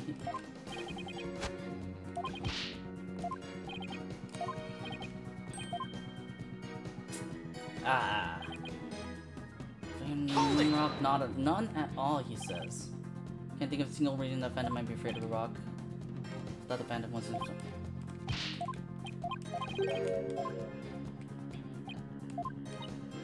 Oh, I know. She stabbed him. Remember? So his blood is on it. You can't fake blood.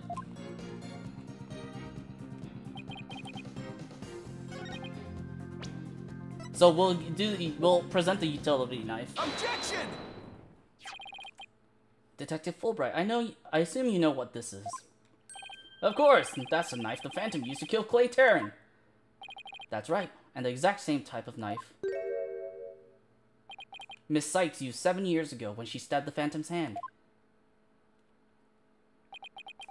Yes, that was discussed earlier, as I recall. So I only got his clothes, but I tried again. This time she got him. The knife went to the back of his hand. Miss Sykes then stated that she remembers the culprit bleeding. It's my theory that this culprit's blood got on the moon rock, and he was afraid that if the blood was analyzed, his true identity would be revealed.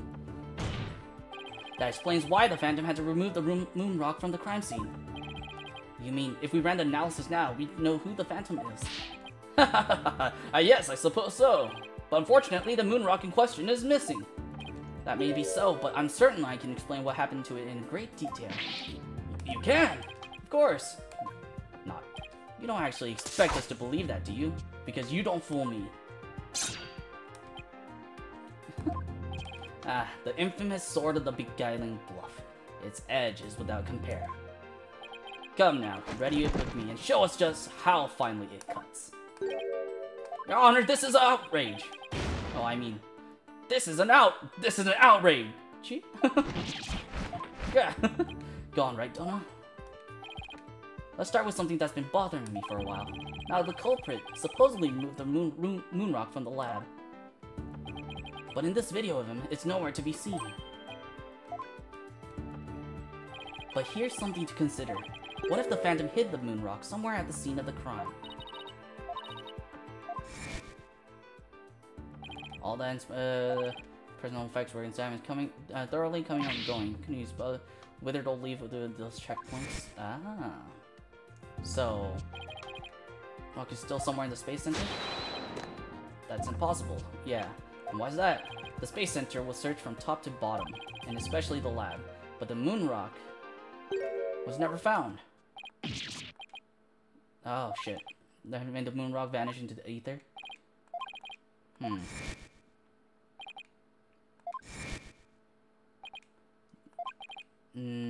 Maybe. Oh! Physically, but how?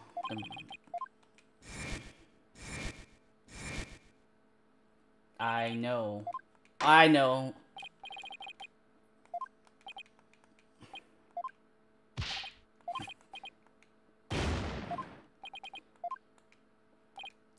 How did the Phantom make the moon rock disappear from the crash? He put it in the capsule. That's the one that went up with the Hat 1 rocket. He couldn't carry the rock out, but he couldn't leave it in the center to be found either. So that there was only one safe place to stash it. The Hope capsule that was there in the lab that day. Then the team must have loaded it onto the Hope space probe. But if that's what happened, then the moon rock would have been launched up into space along with the rocket. Preposterous. It would mean that for these past 7 years, the moon rock was... Exactly. The Phantom got rid of the moon rock in the most cosmic way he knew how.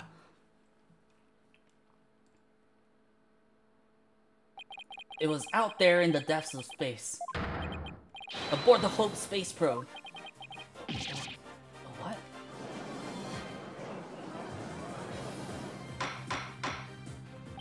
I understand now.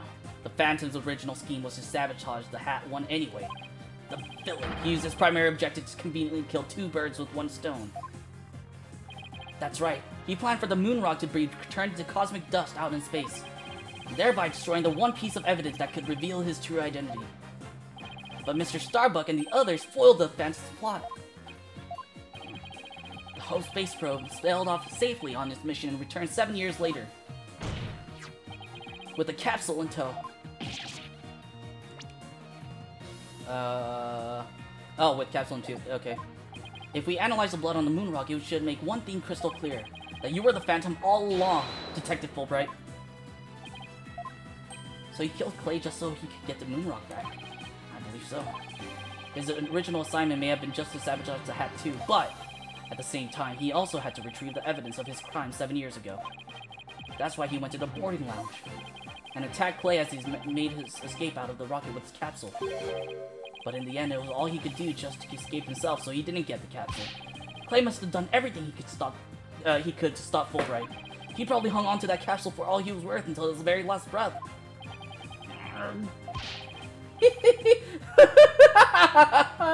Oh, this is so funny. You make me laugh. You really do. I think that's really scary. Someone who's out of touch with his emotions. I'm Bobby Fulbright, undercover investigator. I tell you, I'm not the Phantom. The blood on the rock is just another one of his schemes. A trap. Phantom's side where the trap is not out of question. But in that case, you could say anything is a trap. And that's what makes a trap a trap. I've been framed into taking the blame for the Phantom. Your Honor, I believe further investigation is in order. Silence! Further investigation? More like plotting your escape. But no more. I will bring you to justice myself if I must. Here and now. Guess it's time to show you just what I'm really capable of. Die, Simon Blackquill!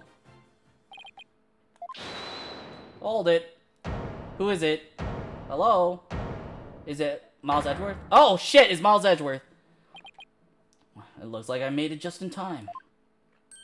Edgeworth! I have good news for you, Mr. Wright. I've uncovered something very crucial facts. Did you find something about the Phantom's true identity? You might say that. I started looking into the first people on the scene 7 years ago. All 3, an employee and 2 officers, were registered in the robot's recognition systems, but none of them looked the least bit like Detective Fulbright. That's not good. But there's more. I've yet to share my most important finding. Mr. Wright, Prosecutor Blackquill, you'd best brace yourselves. Uh-oh.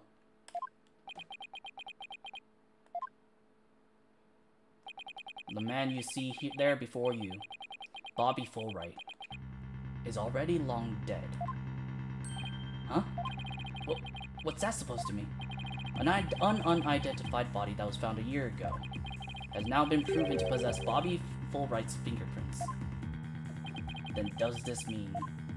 Yes, that man there is an imposter, pretending to be Bobby Fulbright. Hey! Hey! Bobby Fulbright is an imposter. He's sus. And you know what's even better? Miles Edgeworth is gonna be on... Miles Edgeworth costume is gonna be on Among Us, like, next week. Hold on. Let me take a screen cap of this.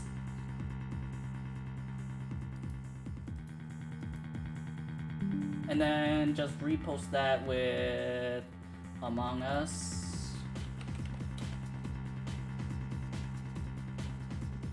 Hold on, give me 1 second. And then edit, make this a spoiler, alt. Oh wait, flag this for sensitive. Save.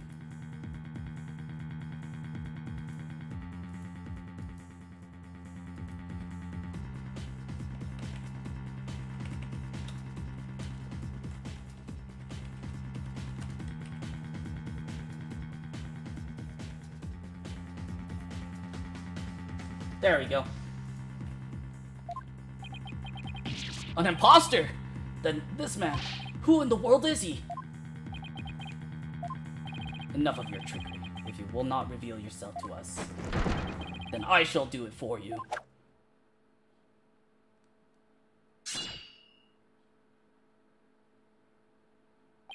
What the? His face! Ah, look what you did to my mask. Mask? What is the meaning of this, witness? Okay, you got me. I guess I have to show you who I really am now. How are you making a Tesseract Sudoku?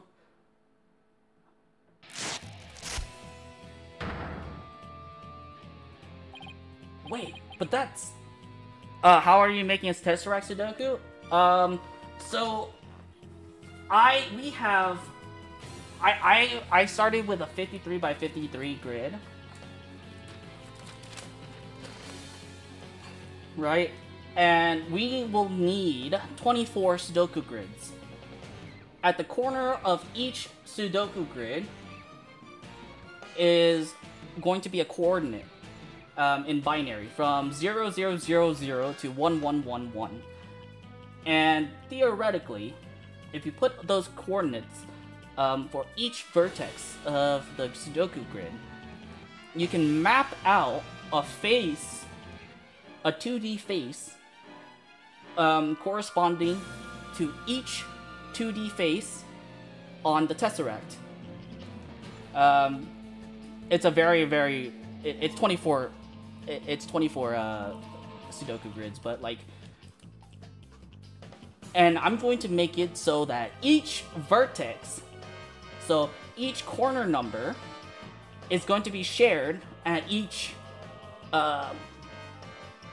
coordinate, and each row / column at the ends are going to be shared between multiple Sudoku grids that share the edges with the same coordinates. So let's say we have coordinate 0001 touching 0011. Those two coordinates will be a row, but it's going to be a column for a different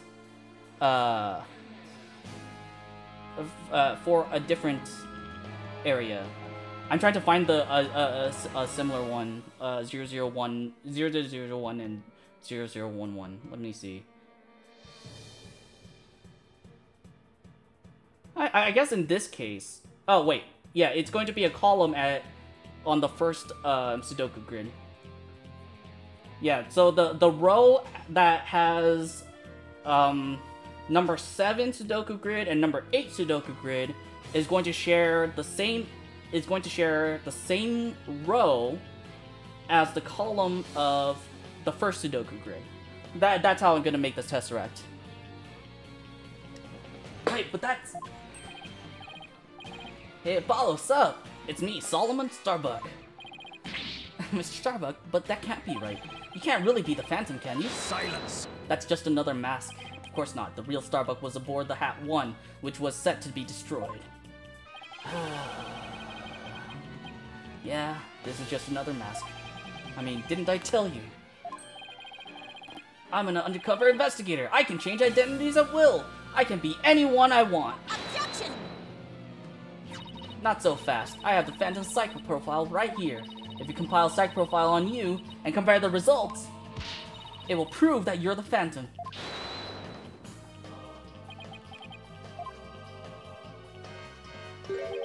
It's time for me to show you the real meaning of the phrase, the ends justifies the means. That voice, those words. Ah! Ah! It's him! Oh no! Oh God! I cannot say Miss Sykes. Oh, look at his smile, it's ugly. Oh God! Professor Mean's mask? I'll take what I want by any means necessary. Now, give me that evidence. Huh? Time to take out the trash. Permanently. How could you? Now, do you see how powerful the end justifies the means can be? Silence. How pathetic. You can't even speak without wearing another man's face. Ah, but that's the life of an undercover agent for you. My real face has no meaning or value to me at all. Or perhaps it's really the case that you don't even know who you are anymore. What must you see when you look in the mirror, Mr. Phantom? Not an awful lot, I'd wager. Well, aren't you just a master of psychology, Black Quill? That's right, I don't know who I am. I am always living as someone else for my assignments. I don't remember what my face looks like, or even what my personality was like. My face, memories, personality, beliefs, emotions, and soul, I left them all behind. I have no self. I am no one.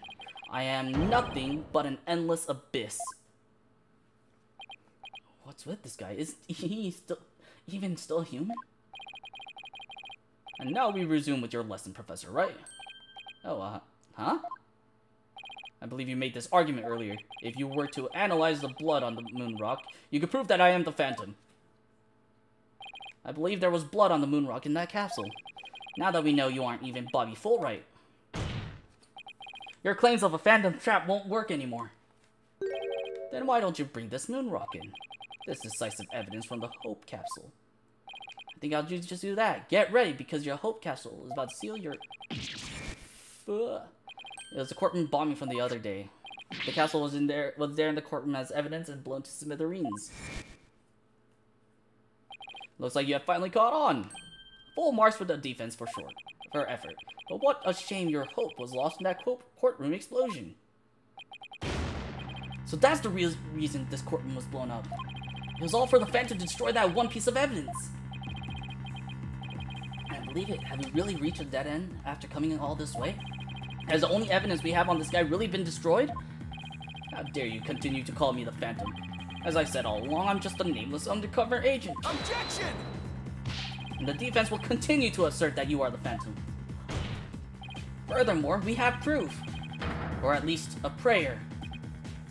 At least put some weight behind your swing, right, Dono? I know, I'm trying. There's one thing that the moon rock, but that was one, and yet, is it really gone without? Yeah, there's a fragment. Yeah.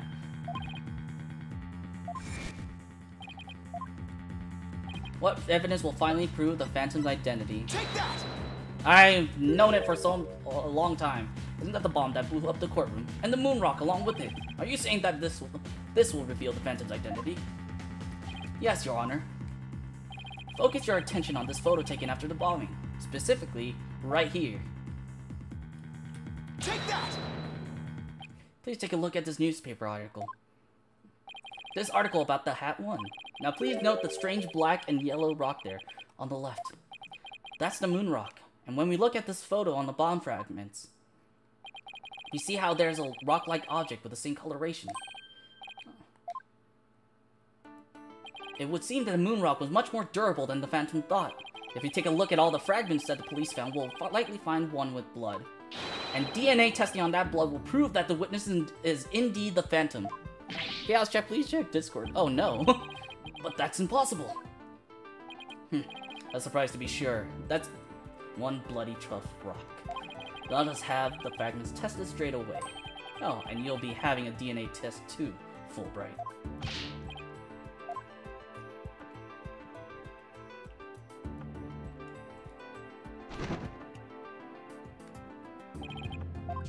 There was a rock fragment that had blood on it that appears to be several years old. DNA testing revealed. Well, I'm sure you know full well what it revealed. He's not asking for one secret convos about scooters and pumps. Oh, let's go. I hope you guys have a fun time with that. imagine, I put myself in that imposter prompt, and you guys, and the only thing that you guys had, to work off of was the freaking origami. Objection! Huh? Did you write an objection to yourself? No, I didn't say a word. Fuck no! That was my objection, Apollo. Huh?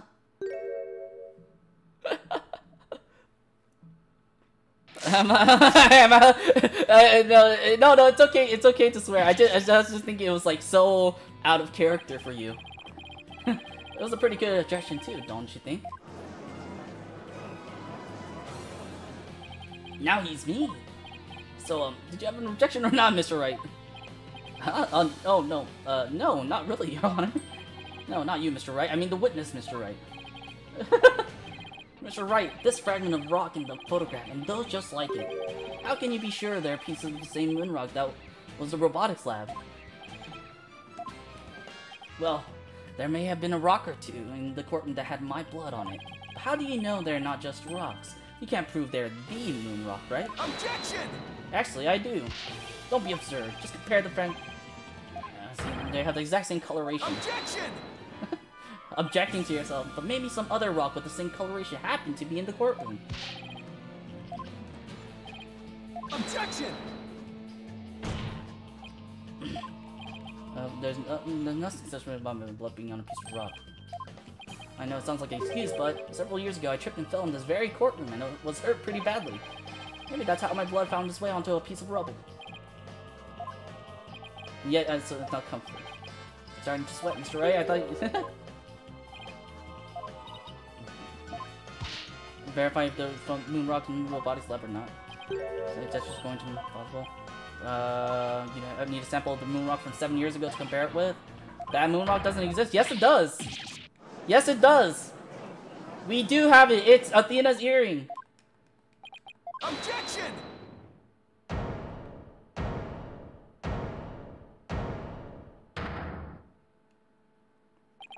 So the moon rock doesn't exist anymore, huh? And such a valuable rock too. A shame, really. But it's lost to us forever. He's wrong. Yes! The defense has a piece of evidence that completely contradicts your claim. You have what now? A final fragment of hope that was passed down with great love and care. We do? He's just bluffing. I wonder if you'll be able to... Alright! The coup de grace? The piece de resistance? Here you go. But just about the only things my mother left me with are widgets. And this earring. Maybe she did love me, in her own way.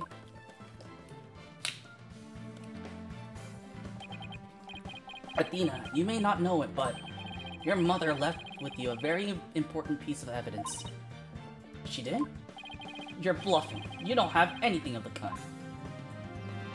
Oh, but we do. Evidence that will finally corner you. Because we have a moon rock of our own.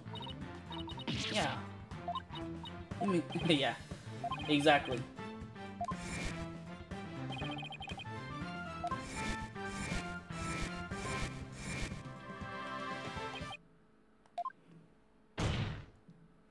This is the defense's sample of the moon rock. Take that! That's... your sample? This earring that Miss Sykes always wears was made from that original moon rock. What? All this time. It was right here all along.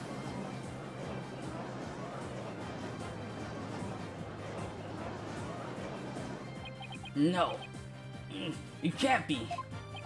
If the composition of the bomb fragments and the earring are found to be a match, then it will prove beyond the shadow of a doubt the origin of the fragment in this photo. And since the test results show that the blood of the fragments was yours, this means that the identity you tried to so hard to hide will finally be revealed. The identity I tried to hide? I don't have an identity to hide.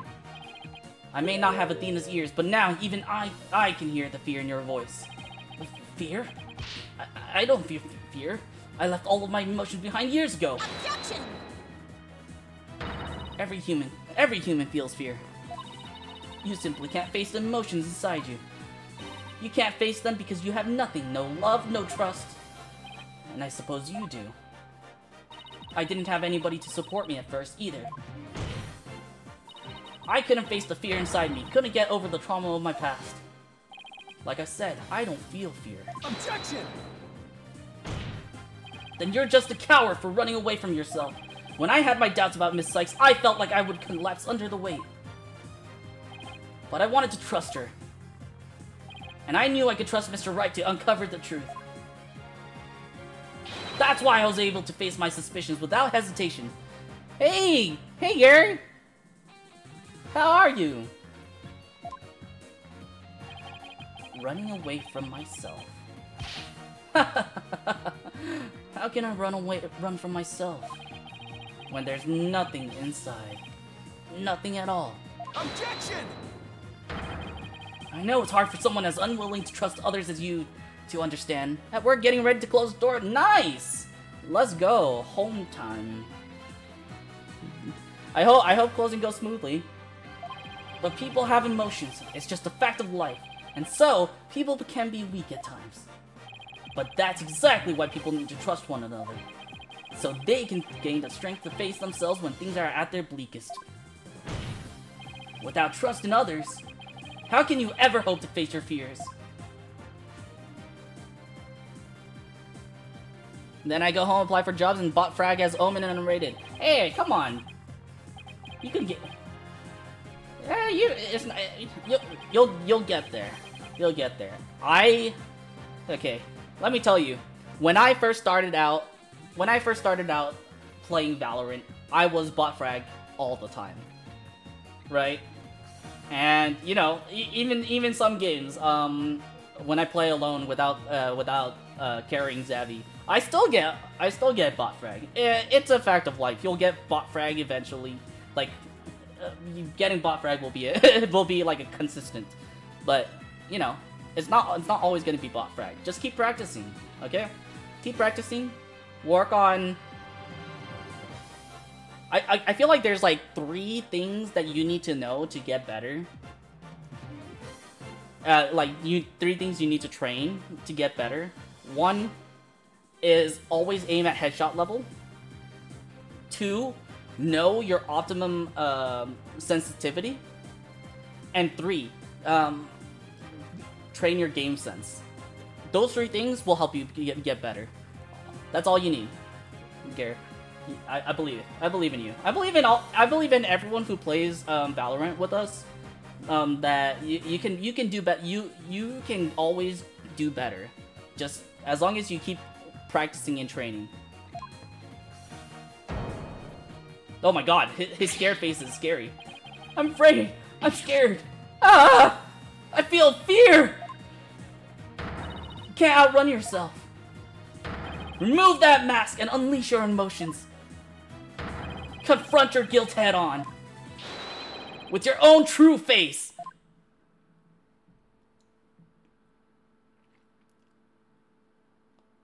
Oh my god, he looks scary. My own true face?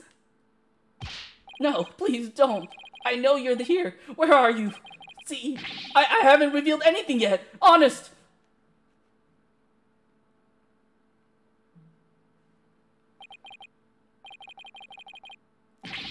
Oh my god. Like he's getting too tired.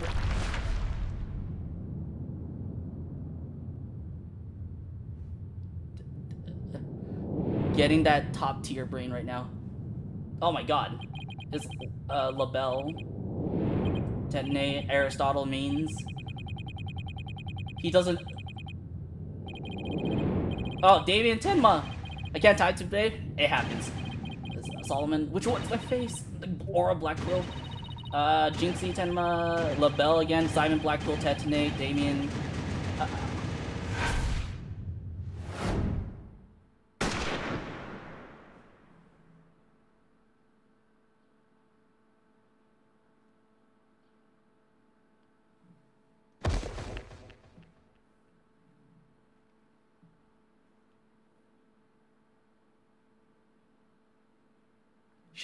leash?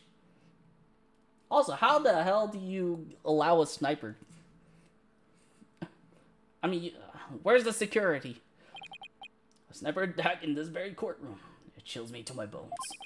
But the police are doing everything they can to track down the sniper as we speak. Prosecutor Blackquill, how is a Detective Fulbright, his imposter doing?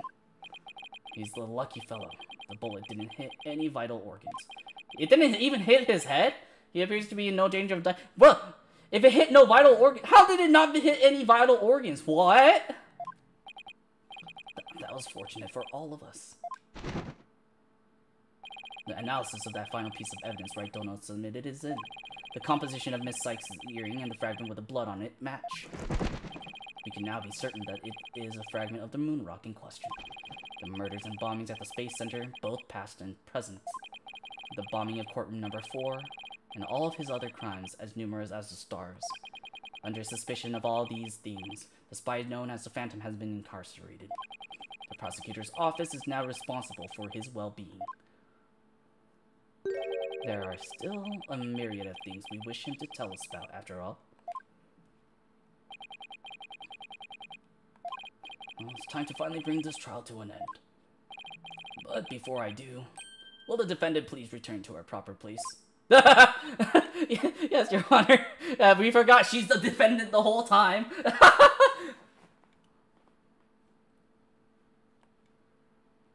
Now then, this court finds the defendant, Athena Sykes.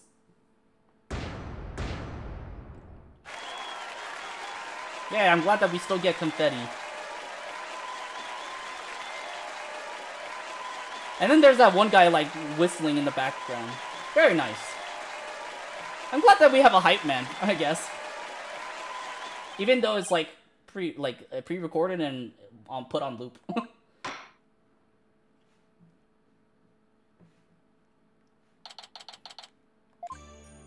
Hey, Pearl.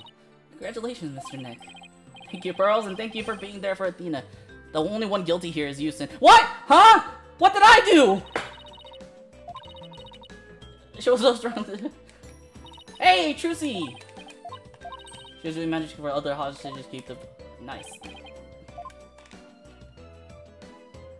For being cutie pie... Oh my god. I'm sorry. Convict me. I have my hands up for the cuffs. We never would have caught him if it wasn't for all of you. Aw, Edward, what are you talking about? You're the ones who... You're the ones who've been tracking the Phantom all this time. Plus, you're the one who gave Blackquill permission to serve as prosecutor, right? Yes, we knew the Phantom was somewhere nearby. Police and I were trying to find him, but we never did manage to do so until this trial. Let's go. That was your help as chief prosecutor that was the key to this successful conclusion. Besides, it was you that saw to it I got my attorney's badge back, right? Wasn't it? So you figured it out, did you? Yeah, getting my lessons back went just a little too smoothly, you know? It should have been much harder after that evidence forging scandal. Well, I owed you a few favors. Hey, Edgeworth. Maybe we can finally bring the dark age of the law to an end. When the darkest night turns to dawn eventually, our sun will rise again. Besides, now that Prosecutor Blackquill has been cleared of all charges, a great deal of the mistrust towards the court system should have been swept away. You know, you could have said that with a bigger smile, Edgeworth. It won't kill you. Instead, the furrows in that brow of yours just keep getting deeper and deeper. So I should smile more, huh? I'll think about it. The complicated love-hate relationship between lifelong rivals. Athena. Aw. I'm forever in your debt. Went to all that trouble, even taking the bar exam while you were overseas. Well, I knew that if I didn't get your sentence overturned fast, you'd be executed. So I studied and studied. I was frantic. I'm so glad I made it in time. Oh. Just barely. But I still made it. Well, we've seen 2 girls cry today. No. I survived by the skin of my teeth, thanks to you. Shame on you, Simon, for trying to throw your life away like that. And it was never my intention to just throw my life away. But some things in this world are more important than your own life. Like what? My honor-bound duty to protect with my life. My mentor's most beloved treasure. Huh? That's some loyalty. Sheesh. It's like a Ronin. What should I have for boy dinner, son? What are your options?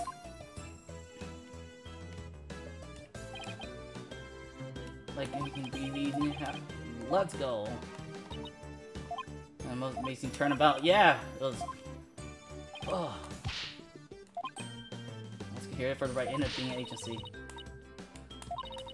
Thanks to Mr. Right. Yeah.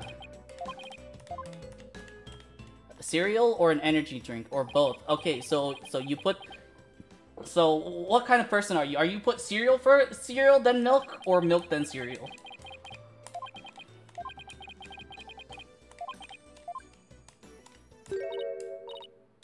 Yeah, to celebrate. Oh no, with noodles!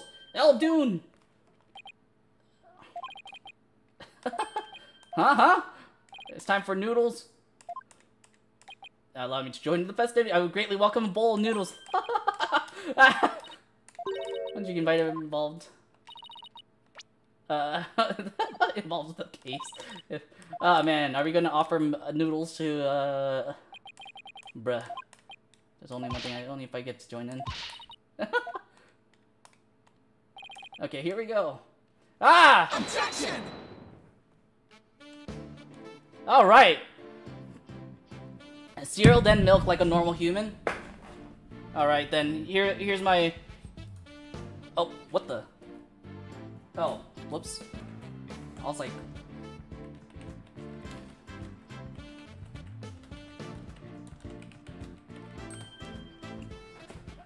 This right. Alright.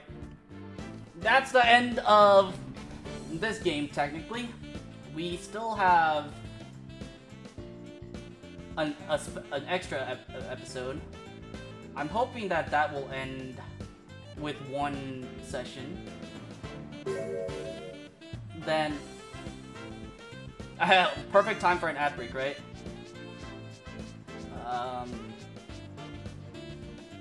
So here's my thoughts.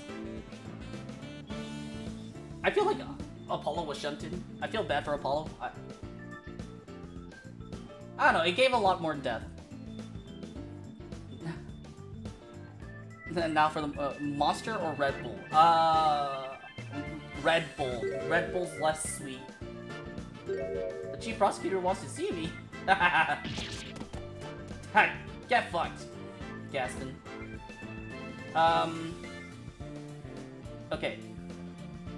So now that the ad break has ended, that's the last chapter of this game.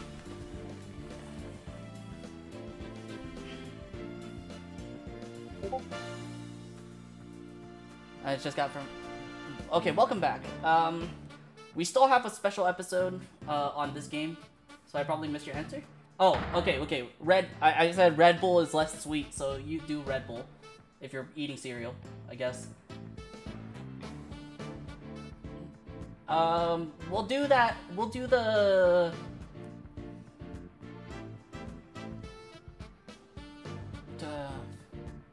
Sleep, thank you for the stream. Thank you so much, Rat. Thanks for sticking on till the very end. I appreciate you. Have a very good night. So we'll do the special episode. I hope that it's short enough for us to end it in one session. And once we're done with that, we'll do the Ace Attorney investigations before we hit game number 6. That way we'd be like not boy dinner pics when I get home. All right, for sure, Gary.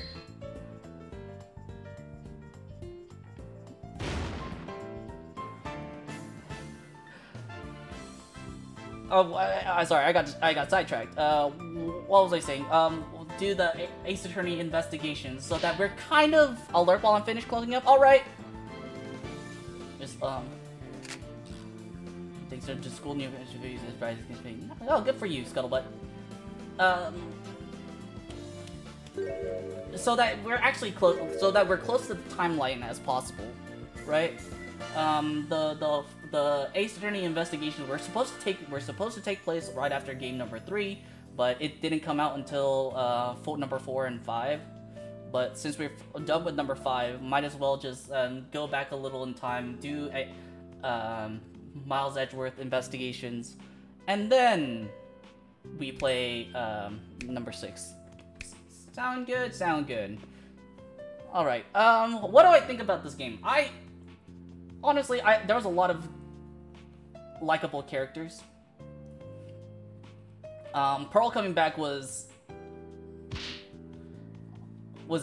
nice. We love Pearl, we love Trucy. I feel like, with the exception of Maya, all the female sidekicks has been like really nice, because they are like not just like damsel in distress or anything, but like they've been actual help. Athena, I mean, yeah, Athena was integral to this whole story, but it feels like since this game is called Apollo Justice Trilogy, we really didn't have a lot of Apollo Justice. We really only had Apollo Justice in the beginning and the end.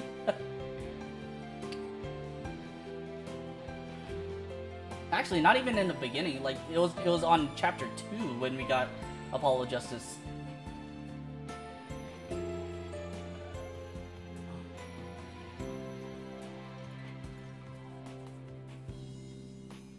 Mare Tranquillera. Those are actual places on the moon, by the way.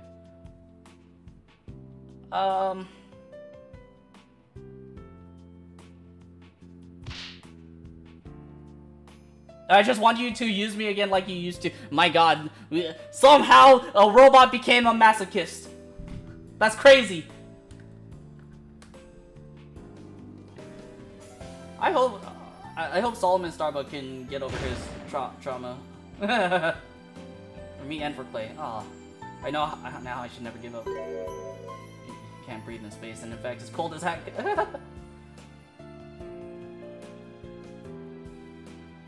I really like Simon Blackquill. I feel like he was a really good prosecutor. I feel like the psychological manipulation stuff,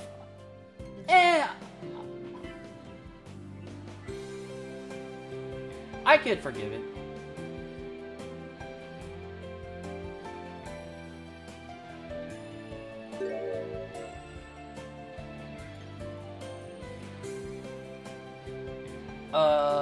What else?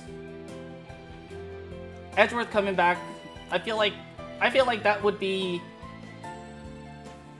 90% a given. I don't know if I don't remember if Edgeworth came back in the 4th game, but him coming back in this one was a nice one. Not much of him has changed. He still has all his mannerisms, which was really funny. I'm glad.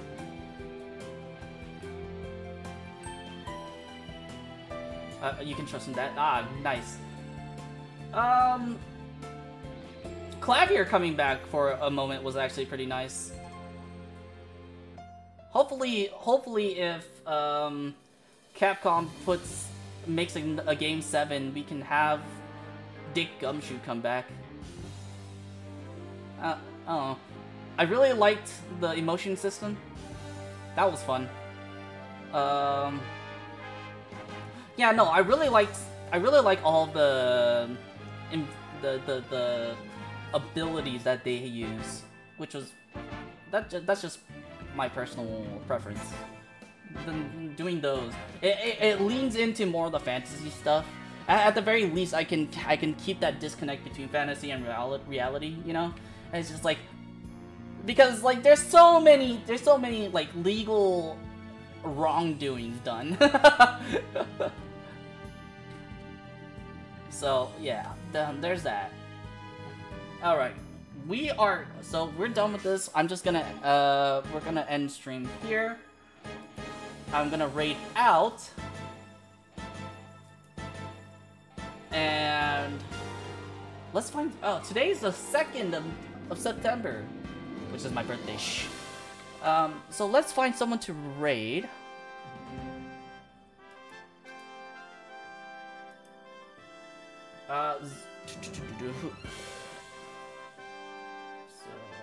let's see. This song sounds like Superman. Who have we not rated in a while?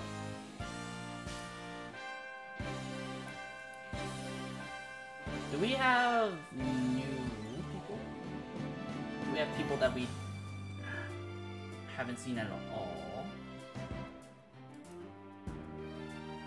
Is there anyone else streaming Apollo Justice?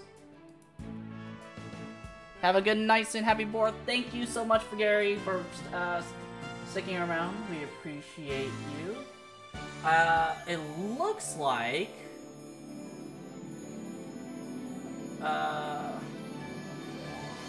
Ayari Sapphire is playing. I think that's the first Apollo Justice game. So we're gonna raid her. Raid another Sudokuer, not doing non-Sudoku Fajugalu. Oh wait, Fajugalu's streaming? Oh, he's playing Trackmania.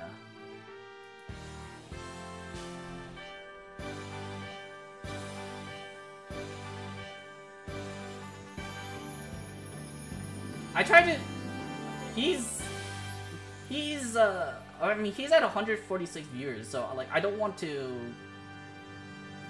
bother him, right?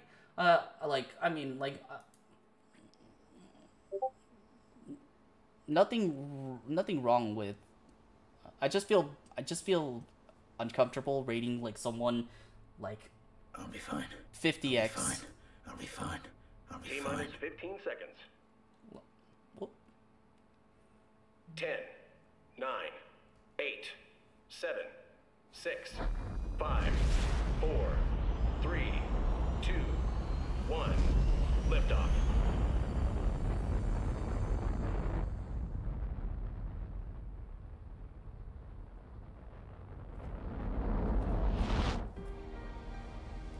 Okay, I'm gonna flip a coin. If it lands heads, I'll raid Fajugalu. If it lands tails, I'll raid Ayari. Aw. Black Hole put down her buttons.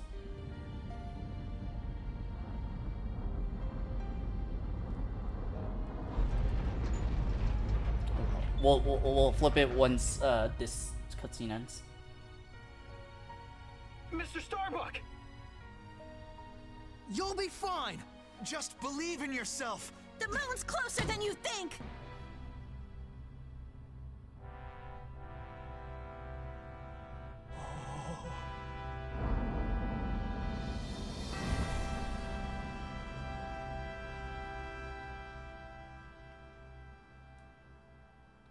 Flip a coin. Guys. I wouldn't have made it back into space if it wasn't for you. Tails it is.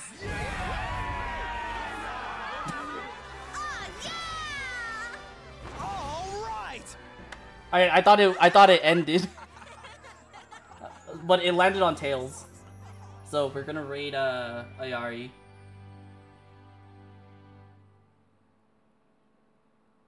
Actually, you know what? No, I haven't raided Fajugalu at all since the raid train, so we will raid Fajugalu.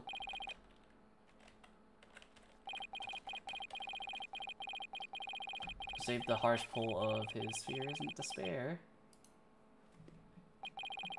Leave that hope and friendship lift us up all the way towards a brighter tomorrow. How nice.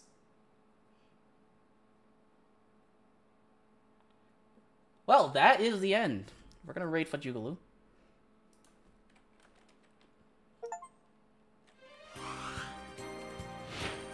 Here's our raid message. If you are... Oh, no. I do not want to continue with the next game. If you are subbed, here's the alternate raid message. Copy the paste on his stream, give him your love, support, and all that positivity. We'll come back to the special episode next week. Then we'll go into the Ace Attorney investigations. Alright, Sound good? I hope everyone has a great day, afternoon, or evening, wherever you are. And as always, please remember to take care of yourselves, and I will see you all in the next stream. Alright, bye-bye!